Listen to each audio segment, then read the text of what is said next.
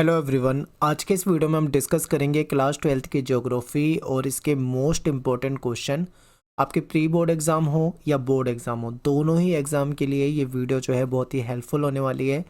और इसमें मैं आपको पहली किताब और दूसरी किताब दोनों किताबों के मोस्ट इंपॉर्टेंट क्वेश्चन आपको इस सिंगल वीडियो में कराने वाला हूँ। इसलिए ये वीडियो लंबी हो जाएगी क्योंकि इसमें दोनों ही बुक के इंपॉर्टेंट क्वेश्चन कवर करेंगे। ठीक है, वन शॉट वीडियो है और मेरा नाम सत्येंद्र प्रताप है। आप मुझे इंस्टाग्राम पे फॉलो कर सकते हो, एकलव्य स्टडी पॉइंट, ये मेरा यूज़र नेम है। टेलीग्राम ग्रुप में आप जाइए, हमारे क्लास 12 ESP न्यू ग्रुप नाम से अपना टेलीग्राम पे ग्रुप है। इसमें आपको इसकी PDF मिल जाएगी। ठीक है, आप यहाँ से PDF को डाउनलोड कर सकते हैं। तो चलिए स्टार्ट करते हैं वीडियो को। सबसे पहला क्वेश्चन है हमारा कि मानव भूगोल से क्या अभिप्राय है। देखिए, आपका ह्यूमन ज्योग्राफी पे पूरा एक ज्योग्राफी को हम दो हिस्सों में बांट के देखते हैं। इसमें से मानव भूगोल एक हिस्सा होता है। ठीक है, मानव भूगोल में हम क्या पढ़ते हैं, क्या समझते हैं, इसको देखेंगे। तो देखिए, हमारा जो भौगोलिक वातावरण है, यानी कि हमारे चारों तरफ जो भी चीज़ें हैं वो, और जो मानवीय क्रियाएं हैं, जो हमारी मानवीय क्रियाकलाप होते हैं, जैसे ठीक है, हम क्या करते हैं, प्राथमिक क्रियाकलाप, द्वितीय क्रियाकलाप, तृतीयक, चतुर्थक, ये सब कुछ हम इसी में पढ़ते हैं मानव भूगोल के अंदर।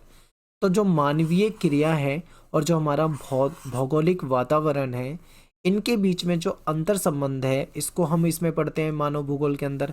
और जो विभिन्नता होती है, ठीक है, जो डिफरेंस होता है, उसका अध्ययन भी हम मानव भूगोल के अंदर ही करते हैं। तो ये इंपॉर्टेंट है, आपको पता होना चाहिए। नेक्स्ट है हमारा कि मानव भूगोल की विभिन्न परिभाषाएं बताइए। अब यहाँ पे आपको एक चीज़ याद रखनी है कि ये जो परिभाषा होती है, जैसे कि रेट जेल ने परिभाषा दे रखी है, ठीक है, एलन सी सैंपल ने दे रखी है, विडाल ने दे रखी है, तो इनकी परिभाषाएं के जो शब्द होते हैं वो आपको ऐसे ही याद करने हैं। जैसे रेट जेल क्या कहते हैं, ये कहते हैं कि मानव भूगोल मानव समाजों और धरातल के बीच में संबंधों का संश्लेषित अध्ययन है। ठीक है, अब इसमें आपको कोई एडिट नहीं करना, सेम इसी लैंग्वेज में आपको इस परिभाषा को याद करना है। अगर पेपर में आता है तो आपको इसी लैंग्वेज में ही लिखना होगा। आप अपने क्वेश्चन आंसर को अपनी लैंग्वेज में लिख सकते हैं, लेकिन परिभाषाओं को आपको सेम लैंग्वेज में लिखना होता है। ठीक है, और दूसरी चीज़ क्या याद रखना है कि पेपर में क्या होगा कि अब के समय में MCQ क्वेश्चन भी आते हैं। तो कई बार आपको परिभाषा तो क्वेश्चन में ही दे देंगे और आपसे ये पूछ लेंगे, बताइए ये परिभाषा किसने दिया। ऑप्शन में दे देंगे रेट जेल, एलन सी सैंपल, विडाल, इस तरीके से। तो आपको ये पता होना चाहिए कि कौन सी परिभाषा किसने दी है। ठीक है, तो रेट जेल ने क्या कहा था, इन्होंने कहा था कि मानव भूगोल जो है वो मानव समाज और धरातल के बीच में जो संबंध है उसका संश्लेषित अध्ययन है। ठीक है, लेकिन LNC सैंपल है, ये क्या बोलते हैं मानव भूगोल को, ये भी आपको पता होना चाहिए। तो LNC सैंपल कहते हैं कि मानव भूगोल अस्थिर पृथ्वी और क्रियाशील मानव के बीच में जो परिवर्तनशील संबंध है उसका अध्ययन है। ठीक है, इसी तरीके से विडाल जो है ये भी अपनी अलग परिभाषा देते हैं। ये कहते हैं कि हमारी पृथ्वी को नियंत्रित करने वाली जो भौतिक नियम होते हैं और इस पर रहने वाले जीवों के मध्य में जो संबंध होता है, इसका जो संश्लेषित ज्ञान की जो संकल्पना होती है वो मानव भूगोल है। ठीक है, तो सबने अपने अपने तरीके से मानव भूगोल को परिभाषित किया है। नेक्स्ट है आपका क्वेश्चन कि नव निश्चयवाद और संकल्पनात्मक ढंग से निश्चयवाद और संभववाद के मध्य संतुलन बनाने का प्रयास करता है। अब यहाँ पे देखिए दो विचारधारा थी, एक तो थी संभववाद, दूसरी थी आपकी निश्चयवाद। ठीक है, इन दोनों के बीच में एक नई विचारधारा आती है जो नव निश्चयवाद है। तो ये कहीं ना कहीं इन दोनों के बीच में एक बैलेंस बनाने का प्रयास करती है। तो ऐसे में नव निश्चयवाद क्या है आपको पता होना चाहिए और इसकी विशेषताएं क्या है ये आपको पता होना चाहिए। अभी क्वेश्चन की लैंग्वेज देखो कैसे कैसे पूछे जाते हैं। इस लैंग्वेज में क्वेश्चन पूछ सकते हैं या फिर आपसे ऐसे भी पूछ सकते हैं, बताइए नव निश्चयवाद ग्रिफिथ टेलर की देन है जो दो विचारधाराओं के बीच में संतुलन बनाने का प्रयास करती है। इस लैंग्वेज में भी क्वेश्चन पूछ लेंगे तो आपको पता होना चाहिए। ठीक है, कैसे भी क्वेश्चन पूछे आपको पता होना चाहिए। तो चलिए आंसर को समझते हैं। ये विचारधारा निश्चयवाद और संभववाद के बीच का मार्ग प्रस्तुत करती है और ये पर्यावरण को नुकसान किए बगैर समस्याओं को सुलझाने पे बल देती है। इसका क्या बल होता है, किस बात पे बल होता है इनका, कि हमें ऐसा कार्य करना चाहिए जिससे पर्यावरण को नुकसान ना हो। ठीक है, पर्यावरण को बिना नुकसान पहुंचाए ही समस्याओं को सुलझाया जाए।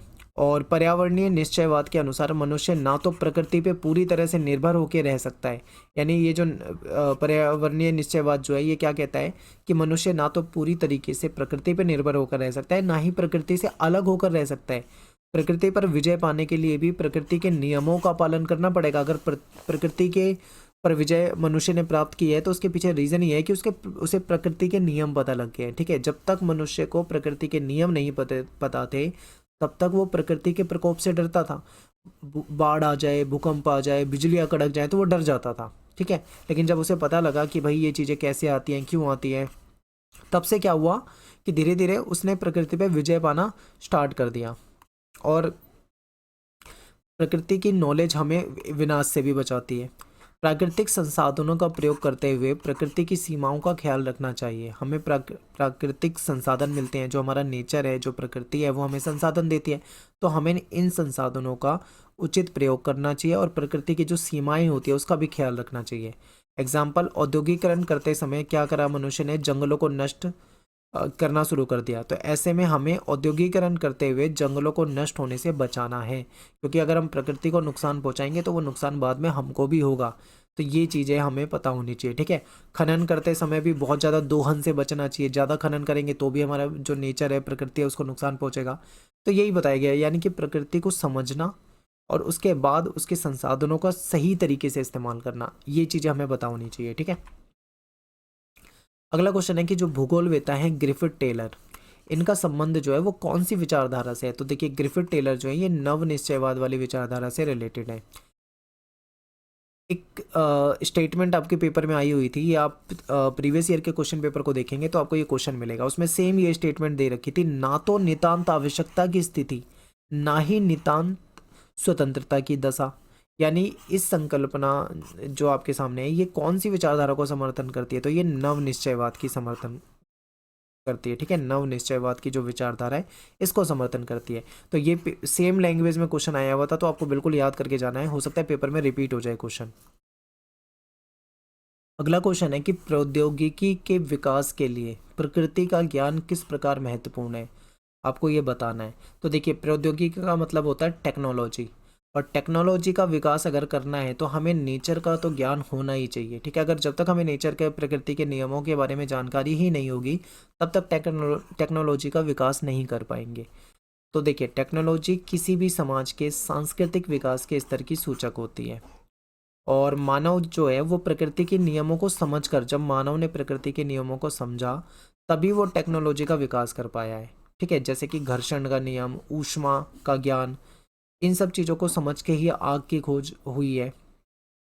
अगर मान लो मानव को इन चीज़ों के बारे में जानकारी ही नहीं होती, तो वो कैसे किसी चीज़ की खोज कर पाएंगे। ठीक है, तो ऐसे में कहीं ना कहीं प्रकृति का नियम हमें जानना जरूरी है। फिर डीएनए हो गया या आनुवंशिकी के जो रहस्य हो गए, इसके बारे में जब मनुष्य को जानकारी मिली तो उसने बहुत सारी बीमारियों पर विजय प्राप्त की। अगर जब तक उसको डीएनए के बारे में, आनुवंशिकी के बारे में, हेरिडिटी के बारे में जानकारी ही नहीं होती मान लो मनुष्य को, तो वो कैसे इनसे रिलेटेड जो बीमारियां होती हैं, कैसे उसकी दवाइयाँ बना पाता। ठीक है, समझ रहे हो। तो कहने का मतलब ये है कि टेक्नोलॉजी का विकास तभी किया जा सकता है जब हमें प्रकृति के नियमों का ज्ञान हो। फिर वायु की गति के नियमों के बारे में जब जानकारी मिली, जब मनुष्य ने वायु की गति के नियमों को जाना, तभी उसका प्रयोग करके अधिक तीव्र गति से चलने वाले जो हमारे हवाई जहाज होते हैं, एरोप्लेन होते हैं, वायुयान होते हैं, उसको विकसित कर पाए। अगर वायु के नियमों का ज्ञान ही ना होगा तो वायुयान कभी विकसित नहीं किए जा सकते थे। ठीक है, प्रकृति के ज्ञान के आधार पर ही सांस्कृतिक वातावरण का भी निर्माण होता है। बहुत ही महत्वपूर्ण क्वेश्चन है, पेपर में आता है ये कई बार। एक क्वेश्चन ये भी आ जाता है कई बार कि बताइए मानव भूगोल के उप क्षेत्र कौन से हैं। तो मानव भूगोल के जो क्षेत्र हैं, सबसे पहले आपको ये पता होना चाहिए। तो मानव भूगोल में सामाजिक भूगोल आ जाता है, नगरीय भूगोल आ जाता है, राजनीतिक भूगोल आ जाता है। ये मैं आपको क्षेत्र बता रहा हूँ, याद रखिए, अभी उप क्षेत्र नहीं बता रहा। जनसंख्या भूगोल, आवास भूगोल, आर्थिक भूगोल, ये सब क्या है, मानव भूगोल के क्षेत्र है। लेकिन इसके उप क्षेत्र आपसे पूछे हुए हैं, तो इसमें ये सब आ जाते हैं, जैसे व्यवहारवादी भूगोल, ठीक है, सामाजिक कल्याण का भूगोल, अवकाश का भूगोल, सांस्कृतिक भूगोल, लिंग भूगोल, ऐतिहासिक भूगोल, ये सारे के सारे क्या है, उप क्षेत्र हैं। तो इसमें से 2-4 आप याद रख लो, पेपर में आता है तो आप लिख पाओगे। अगला क्वेश्चन है मानव भूगोल के उपागम बताइए। तो मानव भूगोल के उपागम में सबसे पहले आता है अन्वेषण और विवरण, किसी चीज़ के बारे में अन्वेषण करना। ठीक है, उसकी विवरण लिखना। फिर क्या है, प्रादेशिक विश्लेषण, और फिर क्षेत्रीय विभेदन, स्थानिक संगठन, भूगोल का उत्तर आधुनिकवाद, मानवतावादी और आमूलवादी और व्यवहारवादी जो विचारधारा है उसका उदय, ये सब मानव भूगोल के उपागम में आते हैं। तो इसमें से पेपर में कैसे क्वेश्चन आता है, आपसे कभी कभी 2 या 3 उपागम पूछ ले, तो आपको 3 याद रख लेने, 4 याद कर लेने ताकि पेपर में आप लिख पाओ। सीधे सीधे क्वेश्चन बता रहा हूँ, यही पेपर में आपके आते हैं, ठीक है, इसी लैंग्वेज में क्वेश्चन आते हैं। जनसंख्या परिवर्तन के 3 प्रमुख घटन। तो जनसंख्या परिवर्तन कैसे होता है? तो देखिए, जनसंख्या का परिवर्तन जो होता है उसके 3 मुख्य घटक है। एक तो जन्म दर, दूसरा मृत्यु दर और तीसरा प्रवास। जैसे देखिए, किसी किसी जगह की जनसंख्या जो होती है वो इन्हीं घटकों पे निर्भर करती है। मान लो जन्म दर ज़्यादा है, बहुत सारे जन्म हो रहे हैं, तो जनसंख्या क्या होगी? बढ़ जाएगी। मान लो मृत्यु दर ज़्यादा हो गई है तो जनसंख्या क्या होगी? घट जाएगी। मान लो लोग बाहर से आके उस जगह पे प्रवास कर जाते हैं, यानी वहाँ पे रहने लग जाते हैं, तो जनसंख्या बढ़ जाएगी। तो जनसंख्या का बढ़ना घटना जो भी होता है वो कहीं ना कहीं इन चीज़ों पर निर्भर करता है। तो ये 3 इसके प्रमुख क्या हो जाते हैं? घटक हो जाते हैं। नेक्स्ट है आपका क्वेश्चन कि जनसंख्या नियंत्रण के लक्ष्य को प्राप्त करने के लिए सरकार क्या तरीके अपना रही है। यानी जनसंख्या जो है भारत की वो बहुत तेज़ी से बढ़ रही है, तो ऐसे में सरकार लोगों को जागरूक करने के लिए कई सारी योजनाएं चलाती है, जिसके जरिए लोगों को जनसंख्या जो बढ़ रही है उसके नुकसान बताए जाते हैं। ठीक है, किस तरीके से जनसंख्या को काबू रखा जा सकता है, जनसंख्या को कंट्रोल में रखने के क्या तरीके हो सकते हैं, तो ये सारी चीज़ें बताई जाती है। तो देखिए, इसमें क्या है, सबसे पहला है परिवार नियोजन कार्यक्रम। इसका मतलब क्या होता है? जो मनुष्य होते हैं, जो लोग होते हैं, उनको समझाया जाता है परिवार नियोजन के बारे में, यानी फैमिली प्लानिंग। ठीक है, उसमें उनको डिटेल में समझाया जाता है कि हमें क्या है, जैसे 2 ही बच्चे अच्छे होते हैं ये बताया जाता है। जैसे बच्चे जो पैदा करते हैं उनके बीच में गैप क्या होना चाहिए। ठीक है, ये नहीं कि मतलब हर साल एक बच्चे पैदा कर दिया, तो ये भी गलत है। तो ऐसे में 2 बच्चों के बीच में क्या गैप होना चाहिए, ये सब कुछ परिवार नियोजन के अंतर्गत बताया जाता है। अगला क्वेश्चन है गर्भ निरोधक का प्रचार करके लोगों को जागरूक करना। ठीक है, लोगों को जागरूक करना ताकि वो गर्भ निरोधक जो चीज़ें हैं इसको इस्तेमाल करें, और जनसंख्या पे कहीं ना कहीं काबू पाने का ये तरीका होता है। फिर क्या है, शिक्षा का प्रसार। देखिए, जब एजुकेशन पहुंचेगी, लोग जागरूक होंगे, पढ़े लिखे होंगे, समझदार होंगे, तो वो ऑटोमेटिक क्या होगा, जनसंख्या नियंत्रण कर सकेंगे। स्त्रियों के लिए जागरूकता अभियान चलाया जा रहा है, तो ये सारी चीज़ें आप यहाँ बता सकते हो। अगला क्वेश्चन है कि जनसंख्या वृद्धि से क्या अभिप्राय है। जनसंख्या की धनात्मक और ऋणात्मक वृद्धि में आपको अंतर बताना है। देखिए, जनसंख्या वृद्धि क्या होती है आप ये समझिए। देखिए, किसी निश्चित समय अवधि में, मान लो 10 साल, 5 साल, 2 साल, कोई भी एक निश्चित समय अवधि लेते हैं, उस समय अवधि के दौरान जनसंख्या में जो परिवर्तन होता है उसी परिवर्तन को जनसंख्या वृद्धि कहते हैं। अब ठीक है, जनसंख्या बढ़ना और जनसंख्या घटना दोनों तरह के परिवर्तन हो सकते हैं, वो सब जनसंख्या वृद्धि में आता है।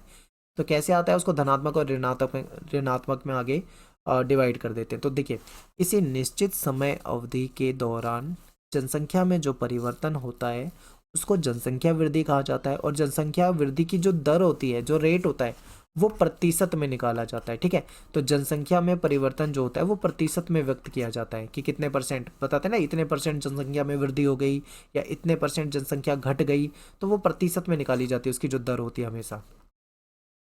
अब बात करेंगे जनसंख्या की धनात्मक यानी पॉजिटिव जो वृद्धि है, और ऋणात्मक जो नकारात्मक वृद्धि है, इसको समझते हैं।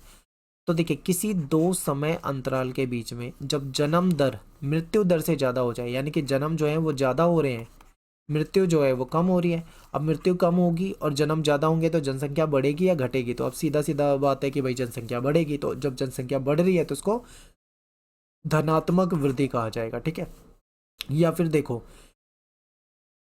जन्म दर और मृत्यु दर के अलावा एक और फैक्टर है जो प्रवास है। तो देखिए, जब अन्य देशों से लोग स्थायी रूप से किसी देश में आकर प्रवास कर जाएं तो वहाँ की जनसंख्या में धनात्मक वृद्धि होगी। जैसे मान लीजिए, भारत में किसी दूसरे देश से बहुत सारे लोग आ जाते हैं और परमानेंट भारत में ही रहने लग जाते हैं वो, तो भारत की जनसंख्या क्या होगी? बढ़ जाएगी। तो यानी कि इसमें धनात्मक वृद्धि हो जाएगी। 2 तरीके होते हैं, जन्म दर मृत्यु दर वाला एक ये भी तरीका है, दूसरा प्रवास के जरिए भी हो जाता है। ठीक है, अब ये तो हो गई धनात्मक वृद्धि, लेकिन हमसे ऋणात्मक भी पूछा हुआ है। तो ऋणात्मक में क्या होता है, 2 समय अंतराल के बीच में जनसंख्या अगर कम हो जाती है तो उसको जनसंख्या की ऋणात्मक वृद्धि कहा जाता है। ठीक है, ये कब होता है? ये तब होती है जब जन्म दर मृत्यु दर से कम हो, यानी जन्म जो है, ठीक है, जन्म जो है वो कम हो रहे हैं और मृत्यु जो है वो ज़्यादा हो रही है। तो अगर मृत्यु ज़्यादा होगी तो क्या होगा, जनसंख्या जो है वो कम हो जाएगी, धीरे धीरे कम होने लगेगी। या फिर मान लो वहाँ से लोग अन्य देशों में प्रवेश कर जाए, मान लो भारत से लोग दूसरे देश में प्रवास कर जाते हैं, यहाँ से चले जाते हैं, वहाँ पे परमानेंट रहने लग जाते हैं, तो यहाँ की जनसंख्या कम हो जाएगी। तो ये भी एक तरीका है, यहाँ इसमें भी ऋणात्मक वृद्धि कहा जाता है। ठीक है, तो ये धनात्मक ऋणात्मक क्या है आपको समझ में आ गया होगा। आगे चलते हैं, ये क्वेश्चन बहुत इंपॉर्टेंट है, मैं इसको मोस्ट इंपॉर्टेंट क्वेश्चन कह रहा हूँ, इसको बिल्कुल याद करके जाओ, ये पेपर में बहुत पूछा जाता है। प्रवास जो होता है उसके दो कारण होते हैं, एक होता है अपकर्ष, एक होता है प्रतिकर्ष। ठीक है, अपकर्ष क्या होता है? अपकर्ष मतलब जहाँ पे बेहतर हो, और प्रतिकर्ष में क्या होता है? जहाँ पे बेकार हो। तो देखिए, हम कहीं पे अगर प्रवास करते हैं, कहीं चले जाते हैं रहने के लिए, तो हम क्या देख कर जाएंगे? कोई भी व्यक्ति क्या देख के जाएगा? वो ये देख के जाएगा कि भाई जहाँ पे हम जा रहे हैं क्या वहाँ पे रोजगार के बेहतर अवसर हैं, जहाँ पे रोजगार के अच्छे अवसर होते हैं, लोग वहाँ पे प्रवास करते हैं। फिर क्या है? रहन सहन की अच्छी दशाएं, जहाँ पे रहने सहने के लिए मतलब बढ़िया दशाएं होती हैं, सारी सुख सुविधाएं उपलब्ध होती है, लोग वहाँ पे रहते हैं। जहाँ पे शांति होती है, शांति वाला माहौल होता है, लोग वहाँ पे रहना पसंद करते हैं। जहाँ की जलवायु बढ़िया होती है वहाँ पे लोग रहते हैं। जहाँ पे जीवन और संपत्ति की सुरक्षा हो, लोग वहाँ पे रहना पसंद करते हैं। तो ये अपकर्ष कारक हो जाते हैं। और प्रतिकर्ष में क्या हो जाता है? जहाँ पे बेकार सिस्टम हो, यानी कि जहाँ पे राजनीतिक अशांति हो, वहाँ पे लोग पसंद बिल्कुल भी नहीं करेंगे रहना। जहाँ पे रहन सहन की दशाएं अच्छी ना हो, वहाँ पे भी लोग पसंद नहीं करेंगे रहना। ठीक है, जहाँ पे महामारियाँ फैल रही हो, लोग वहाँ नहीं जाना चाहेंगे। जहाँ की जलवायु सही ना हो, वहाँ पे नहीं रहेंगे। प्राकृतिक विपदाएं जहाँ पे आती हैं, वहाँ पे भी लोग रहना पसंद नहीं करेंगे। तो ये प्रतिकर्ष कारक हो जाते हैं। ठीक है, तो इंपॉर्टेंट है। अगला क्वेश्चन है कि जनसंख्या के बढ़ने या घटने के प्रमुख परिणाम क्या होते हैं? देखिए, जनसंख्या बढ़ जाएगी तो क्या परिणाम होंगे? संसाधनों पे ज़्यादा बोझ पड़ेगा, संसाधन तेजी से खत्म होंगे, जनसंख्या का भरण पोषण करने में बहुत समस्या आएगी, विकास नहीं हो पाएगा। तो ये तो जनसंख्या का बढ़ना हो गया। घटना क्या होगा? संसाधनों का पूर्ण उपयोग नहीं हो पाएगा। ठीक है, समाज की जो आधारभूत संरचना है वह अस्थिर हो जाएगी। मान लो जनसंख्या घट गई है, संसाधन ज़्यादा है, तो संसाधन का पूरा उपयोग ही नहीं कर पा रहे ये लोग, इनके पास संसाधन ज़्यादा हो गए, लोग ही कम है। समाज के आधारभूत जो संरचना है वो भी अस्थिर हो जाएगी। देश का भविष्य जो है वो चिंता और निराशा में डूब जाएगा। तो जनसंख्या घटना भी एक तरह से समस्या होती है। ठीक है, और लिंग अनुपात में भी एक तरह से बैलेंस जो है वो बिगड़ जाएगा। ठीक है, तो ये नुकसान होते हैं। तो दोनों ही आपके पेपर में आ सकते हैं, तो आपको पता होने चाहिए। ये क्वेश्चन बहुत ज़्यादा आता है, इसको मैं मोस्ट इंपॉर्टेंट कह रहा हूँ, इसको भी याद करके जाना है। क्वेश्चन है आपका कि विश्व में जनसंख्या के वितरण और घनत्व को प्रभावित करने वाले जो कारक है उसके बारे में बताना है। तो देखिए, जनसंख्या के जो वितरण और घनत्व को प्रभावित करने वाले कारक है उसको कई कैटेगरी में बांट के देखते हैं। जैसे भौगोलिक कारक अलग हो जाएंगे, आर्थिक कारक हो जाएंगे, सामाजिक और सांस्कृतिक कारक हो जाएंगे। ठीक है, देखिए भौगोलिक कारक में क्या है? लोग कहाँ पे जाना पसंद करेंगे, कहाँ पे रहना पसंद करेंगे? जहाँ पे जल की उपलब्धता हो, यानी जहाँ पे जल उपलब्ध हो, जहाँ की भू आकृति सही हो। भू आकृति का मतलब है समतल हो। आप देखोगे जो समतल होता है, जो प्लेन होता है, मैदानी इलाका होता है, वहाँ पे लोग ज़्यादा रहते हैं। जो पहाड़ी इलाका होता है, ऊबड़ खाबड़, ऊंचा नीचा, वहाँ पे लोग कम रहते हैं। ठीक है, लोग अच्छी जलवायु में रहना पसंद करते हैं, जहाँ की जलवायु ना तो बहुत ज़्यादा गर्म हो, ना जहाँ पे बहुत ज़्यादा ठंडा हो। ऐसी जगह पे लोग रहना पसंद करेंगे। ठीक है, जहाँ की मिट्टी उपजाऊ हो, जहाँ पे उपजाऊ मिट्टी होगी वहाँ पे लोग रहना पसंद करेंगे। तो ये जनसंख्या के वितरण को प्रभावित करने वाले भौगोलिक कारक हो जाते हैं। आर्थिक कारक में क्या है? जहाँ पे खनिज संसाधन होते हैं, लोग वहाँ पे रहना पसंद करते हैं, क्योंकि वहाँ लोगों को रोजगार मिल जाता है। नगरीकरण, जहाँ पे नगर होते हैं, जहाँ पे सुख सुविधाएं होती है, लोग वहाँ रहना पसंद करते हैं। और औद्योगिकरण, जहाँ पे उद्योग वगैरह होते हैं, वहाँ पे रोजगार मिलते हैं, लोग वहाँ पे रहना पसंद करते हैं। ठीक है, तो ये भी कहीं ना कहीं जनसंख्या के वितरण और घनत्व को प्रभावित करता है। फिर सामाजिक और सांस्कृतिक कारक, स्थान का महत्व। देखिए, कुछ ऐसे स्थान होते हैं जिनका महत्व होता है, जैसे कि जो प्राचीन स्थल है, जैसे मथुरा, ठीक है, वृंदावन वगैरह धार्मिक स्थल हो गए, या फिर अन्य स्थल हो गए जहाँ का सांस्कृतिक महत्व हो, वहाँ पे लोग जाना और रहना पसंद करते हैं। एक क्वेश्चन है, जनांकीय संक्रमण सिद्धांत क्या है और इसकी अवस्था क्या है, इसके बारे में बताना है। तो देखिए, जनांकीय संक्रमण सिद्धांत का उपयोग जो है वो किसी क्षेत्र की जनसंख्या के वर्णन करने और भविष्य की जनसंख्या का पूर्व अनुमान लगाया जाता है। इससे इससे ये पता लगता है कि किसी जगह की जनसंख्या कैसी है, पढ़ी लिखी है या नहीं है। ठीक है, भविष्य में कैसी हो सकती है, इन सब चीज़ों की जानकारी निकाली जाती है। तो ये जनांकीय संक्रमण सिद्धांत कहलाता है।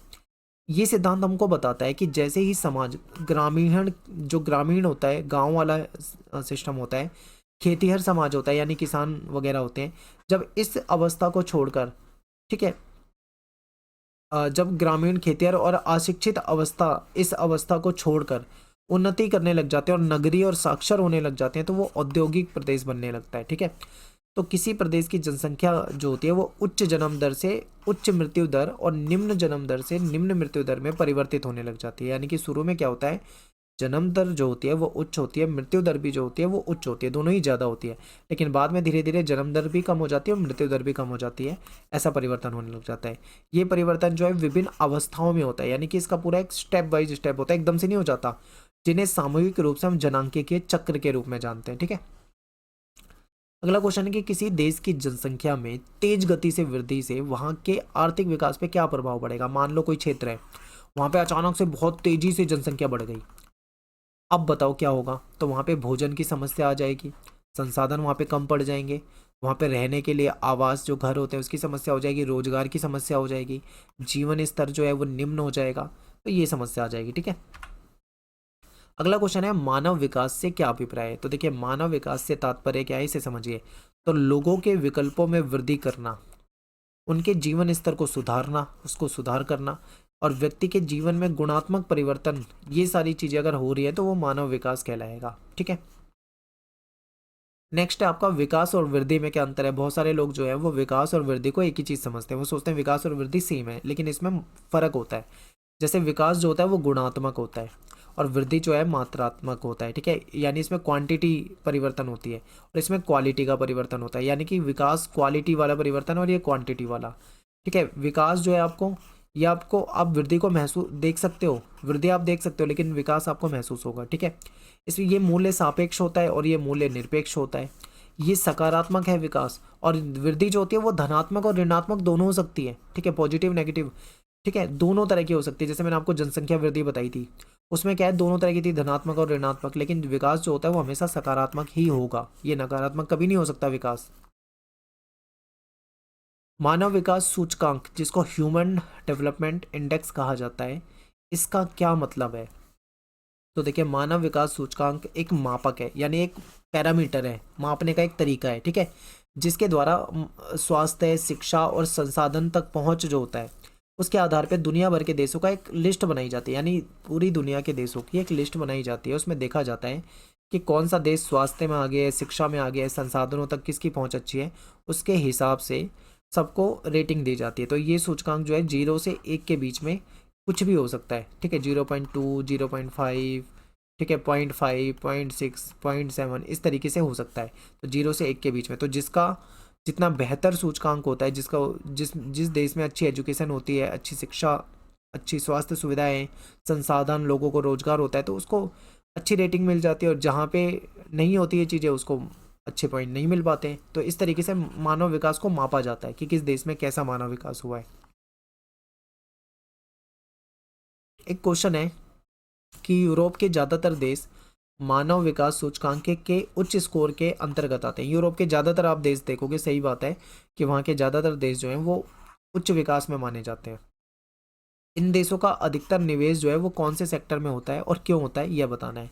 या फिर मानव विकास के उच्च स्तर वाले जो देश होते हैं वो किस सेक्टर में ज़्यादा निवेश करते हैं, ज़्यादा पैसा इन्वेस्ट करते हैं, कहाँ पे करते हैं, क्यों करते हैं। देखिए, मानव विकास के उच्च स्तर वाले जो देश होते हैं वो सामाजिक सेक्टर, जैसे कि एजुकेशन हो गया, ठीक है, हेल्थ हो गया, यानी कि शिक्षा और स्वास्थ्य हो गया, इसमें ज़्यादा पैसा निवेश करते हैं। क्योंकि ये देश जो होते हैं यहाँ पे राजनीतिक उपद्रव और अस्थिरता जो होती है वो नहीं होती है। यहाँ पे मतलब आप राजनीतिक रूप से ये सक्षम होते हैं, ठीक ठाक होते हैं, यहाँ पे कोई उपद्रव नहीं होता है, यहाँ पे अस्थिरता नहीं होती है।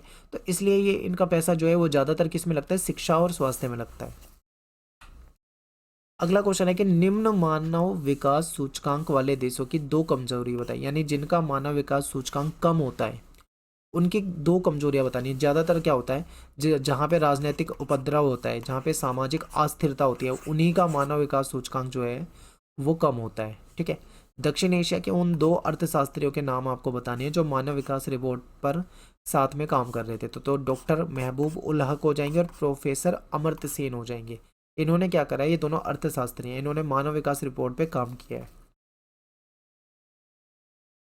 अगला क्वेश्चन है कि विकास का अर्थ गुणात्मक परिवर्तन से है जो सदैव मूल्य सापेक्ष होता है, इसके बारे में बताना है। देखिए, विकास हमेशा गुणात्मक परिवर्तन को दिखाएगा, हमेशा मूल्य सापेक्ष होगा, और हमेशा विकास जो होगा वो सकारात्मक होगा, वो कभी भी नकारात्मक नहीं होता है। ठीक है, तो देखिए, विकास तभी सार्थक माना जाएगा जब तक वर्तमान दशाओं में वृद्धि हो, यानी कि वर्तमान जो दशा है अगर वो सुधर रही है तो विकास माना जाएगा। ठीक है, विकास तब होता है जब सकारात्मक वृद्धि होती है, यानी जब पॉजिटिव वृद्धि होगी हर चीज़ में, तभी विकास माना जाता है। और केवल सकारात्मक वृद्धि होना ही विकास नहीं होता। मान लो जनसंख्या बढ़ रही है तेजी से, तो वो उसको हम सकारात्मक दिखा के उसको विकास में नहीं गिन पाएंगे, ठीक है, उसको विकास में नहीं दर्शाया जा सकता है।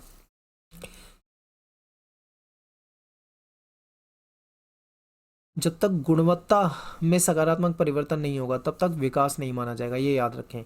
मान लो एग्जाम्पल के लिए किसी स्थान पर यदि जनसंख्या बढ़ने के साथ साथ उसकी जो मूलभूत सेवाओं की व्यवस्था है वो भी बढ़ जाती है, तब वह वृद्धि के साथ विकास कहा जाएगा। यानी कि मान लो कहीं पे जनसंख्या तो बढ़ रही है, उसके साथ साथ उनकी सुविधाएं भी बढ़ रही है, रोजगार भी बढ़ रहा है, ठीक है, लोगों को बेनिफिट मिल रही है, तब तक उसको क्या माना जाएगा, विकास माना जाएगा। लेकिन मान लो कहीं की जनसंख्या तो बढ़ रही है लेकिन वहाँ पे सुविधाएं नहीं बढ़ रही है, वहाँ पे लोगों को रोजगार नहीं मिल रहा है, तो वो फिर वो जनसंख्या केवल बढ़ती हुई दिखाएंगे लेकिन उसको विकास नहीं मानेंगे, ठीक है।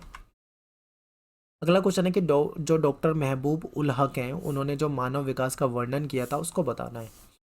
तो डॉक्टर महबूब उल हक जो है ये कहते हैं कि विकास मानव के लिए विकल्पों में वृद्धि करता है, यानी कि लोगों के पास विकल्प देता है, लोगों का जो जीवन स्तर है उसको सुधारता है विकास, ठीक है। विकास जो है वो परिवर्तनशील है, इसका उद्देश्य ऐसी दशा उत्पन्न करना होता है जिसमें लोग सार्थक जीवन जी सके। यानी विकास का उद्देश्य क्या होता है कि ऐसी कंडीशन बना देना, ऐसी स्थिति बना देना जिसमें लोग अच्छे तरीके से जी सके, उनको सुख सुविधाएं मिले, ठीक है, ये होता है विकास। मानव विकास सूचकांक के मुख्य सूचकांकों का वर्णन करो। यानी किसी देश का जो मानव विकास सूचकांक होता है उसमें किन फैक्टर को ध्यान में रखा जाता है। तो सबसे पहले देखा जाता है स्वास्थ्य, कि कौन से देश में स्वास्थ्य लोगों का कैसा है, उनको स्वास्थ्य सुविधाएं क्या मिल रही हैं, इस देश में हॉस्पिटल कितने हैं, ठीक है। वहाँ पे जन्म दर मृत्यु दर को देखा जाता है, जन्म होने के बाद कितने बच्चे जीवित रह पा रहे हैं, ये सब स्वास्थ्य सुविधाओं पे ही निर्भर करता है, ठीक है। तो ये फैक्टर होता है स्वास्थ्य सबसे मेन। फिर होता है एजुकेशन, ये देखा जाता है कि भाई किस देश में एजुकेशन का लेवल क्या है, कितने लोग साक्षर हैं, कितने लोग पढ़े लिखे नहीं हैं, ठीक है। फिर संसाधनों तक पहुंच को देखा जाता है। तो ये 3 फैक्टर होते हैं जो मानव विकास सूचकांक में सबसे महत्वपूर्ण होते हैं। अगला क्वेश्चन है कि संसार के विभिन्न देशों में मानव विकास के निम्न अथवा उच्च स्तर जो है वो क्यों दिखाई देते हैं। तो देखिए, और उदाहरण से समझाना है, तो यहाँ पे देखिए उच्च स्तर वाले देश और निम्न स्तर वाले देश। तो देखिए इन देशों में जहाँ पे मानव विकास सूचकांक का स्तर जो है वो उच्च होता है, वहाँ पे क्या होता है ये समझिए। यहाँ पे क्या होता है, यहाँ पे सरकार जो होती है वो शिक्षा पे और स्वास्थ्य पे ज़्यादा पैसा खर्च करती है, बहुत ज़्यादा निवेश करती है, और यहाँ पे सेवाओं को उपलब्ध कराना सरकार की प्राथमिकता होती है। यहाँ पे राजनीतिक उपद्रव नहीं होता, सामाजिक अस्थिरता नहीं पाई जाती, इसलिए ये क्या है, इनका सरकार का पूरा पूरा ध्यान जो होता है, फोकस जो होता है वो शिक्षा और स्वास्थ्य पे जाता है। यहाँ पे बहुत अधिक सामाजिक विविधता भी नहीं होती है, भारत जैसे देश में जैसी विविधता बहुत ज़्यादा देखने को मिलती है, पर यहाँ पे ऐसा नहीं होती। जैसे नॉर्वे हो गया, आइसलैंड, ऑस्ट्रेलिया, लग्जमबर्ग, कनाडा, यहाँ पे आपको बहुत ज़्यादा सामाजिक विविधता नहीं देखने को मिलेगी। लेकिन जो निम्न स्तर वाले देश होते हैं यहाँ पे क्या होता है, सामाजिक सेवाओं में सरकार द्वारा आवश्यक निवेश किया जाता है। यहाँ पे प्रतिरक्षा, गृह कलह शांत करने में भी बहुत पैसा जाता है, क्योंकि यहाँ पे दंगे होते हैं, लड़ाई झगड़े होते हैं, राजनीतिक अस्थिरता रहती है, तो सरकार का बहुत पैसा इस चीज़ में चला जाता है। अधिकांश देशों में आर्थिक विकास की गति बहुत धीमी है। अधिकांश देश राजनीतिक उपद्रव, गृह युद्ध और सामाजिक अस्थिरता, अकाल और बीमारी के दौर से गुजर रहे हैं, ठीक है। तो इसलिए यहाँ पे समस्या ज़्यादा रहती है। मानव विकास के विभिन्न उपागमों का वर्णन करो। देखिए मानव विकास में क्या उपागम क्या होते हैं, कौन सी चीज़ों को देख के हम कहते हैं कि भाई मानव का विकास हो रखा है। तो सबसे जो पुराना और सबसे प्राचीन और जो ट्रेडिशनल है वो है आय। हम क्या करते हैं, किसी भी व्यक्ति की आय को देखते हैं, उसकी इनकम को देखते हैं, हम देखते हैं अगर उसकी इनकम अच्छी है तो हम सीधा क्या बोलते हैं कि भाई उसका विकास हो रखा है। यानी हम किसी की अच्छी इनकम को उसके विकास से जोड़कर देखते हैं। फिर दूसरा क्या होता है, कल्याण। कल्याण उपागम में क्या होता है, ये मानव को लाभार्थी और सभी विकासात्मक गतिविधियों को लक्ष्य के रूप में देखता है। यानी कि सरकार जो लोगों के लिए जो पॉलिसी बनाती है वो लक्ष्य के रूप में देखा जाता है, और जो मानव जिस जिस व्यक्ति को, जनता को जो उस पॉलिसी से लाभ होगा उसमें मानव को लाभार्थी देखा जाता है। सरकार जो होती है वो कल्याण पर ज़्यादा पैसे खर्च करके मानव विकास के स्तर में वृद्धि करने का प्रयास करती है, ठीक है। तो ये कल्याण उपागम। तीसरा है आधारभूत आवश्यकता। अब किसी भी व्यक्ति की जो आधारभूत आवश्यकता होती है, जो बेसिक नीड होती है, वो क्या होती है। देखिए हर व्यक्ति को शिक्षा चाहिए, हर व्यक्ति को भोजन चाहिए, हर व्यक्ति को जल चाहिए, स्वच्छता चाहिए, स्वास्थ्य चाहिए, ठीक है, आवास चाहिए, रोजगार चाहिए, ये कुछ बेसिक सी नीड होती है व्यक्ति की। अगर ये चीज़ें लोगों को उपलब्ध है तो उसको मानव विकास की कैटेगरी में रख पाएंगे। अगर ये चीज़ें उपलब्ध नहीं है तो फिर वो मानव विकास नहीं माना जाएगा, ठीक है। फिर है क्षमता उपागम। इसका संबंध जो है वो अमर्त्य सेन से है। इन्होंने क्या बोला है, इन्होंने कहा है कि संसाधन तक पहुंच के क्षेत्रों में मानव क्षमताओं का निर्माण करना बढ़ते मानव विकास की कुंजी है। यानी कि जो संसाधन है, संसाधनों तक हर व्यक्ति की पहुंच हो पाए, अगर ये कर पा रहे हैं तो कहीं ना कहीं क्या होगा, मानव विकास होगा। तो इस तरीके से मानव विकास के जो विभिन्न उपागम है उसको हम देख सकते हैं। मानव विकास के 4 प्रमुख स्तंभ, मोस्ट इंपोर्टेंट क्वेश्चन, इसको बिल्कुल रट के जाना, बिल्कुल इसको रट के जाना, पेपर में कई बार पूछा गया है। मानव विकास के 4 प्रमुख स्तंभ कौन से हैं? तो सबसे पहले है समता। यानी कि क्या होगा कि जो उपलब्ध अवसर है उसमें हर व्यक्ति को समान भागीदारी मिलनी ही समानता मानी जाती है। यानी कि जो भी अवसर है उसमें सभी व्यक्तियों को समान भागीदारी होनी चाहिए, ठीक है। किसी के साथ जाति के आधार पे, लिंग के आधार पे, ठीक है, आय के आधार पे किसी भी तरह का कोई भेदभाव नहीं होना चाहिए, सबको समान माना जाना चाहिए, समता होनी चाहिए। तो ये सबसे पहला है। सेकेंड है सतत पोषणीयता।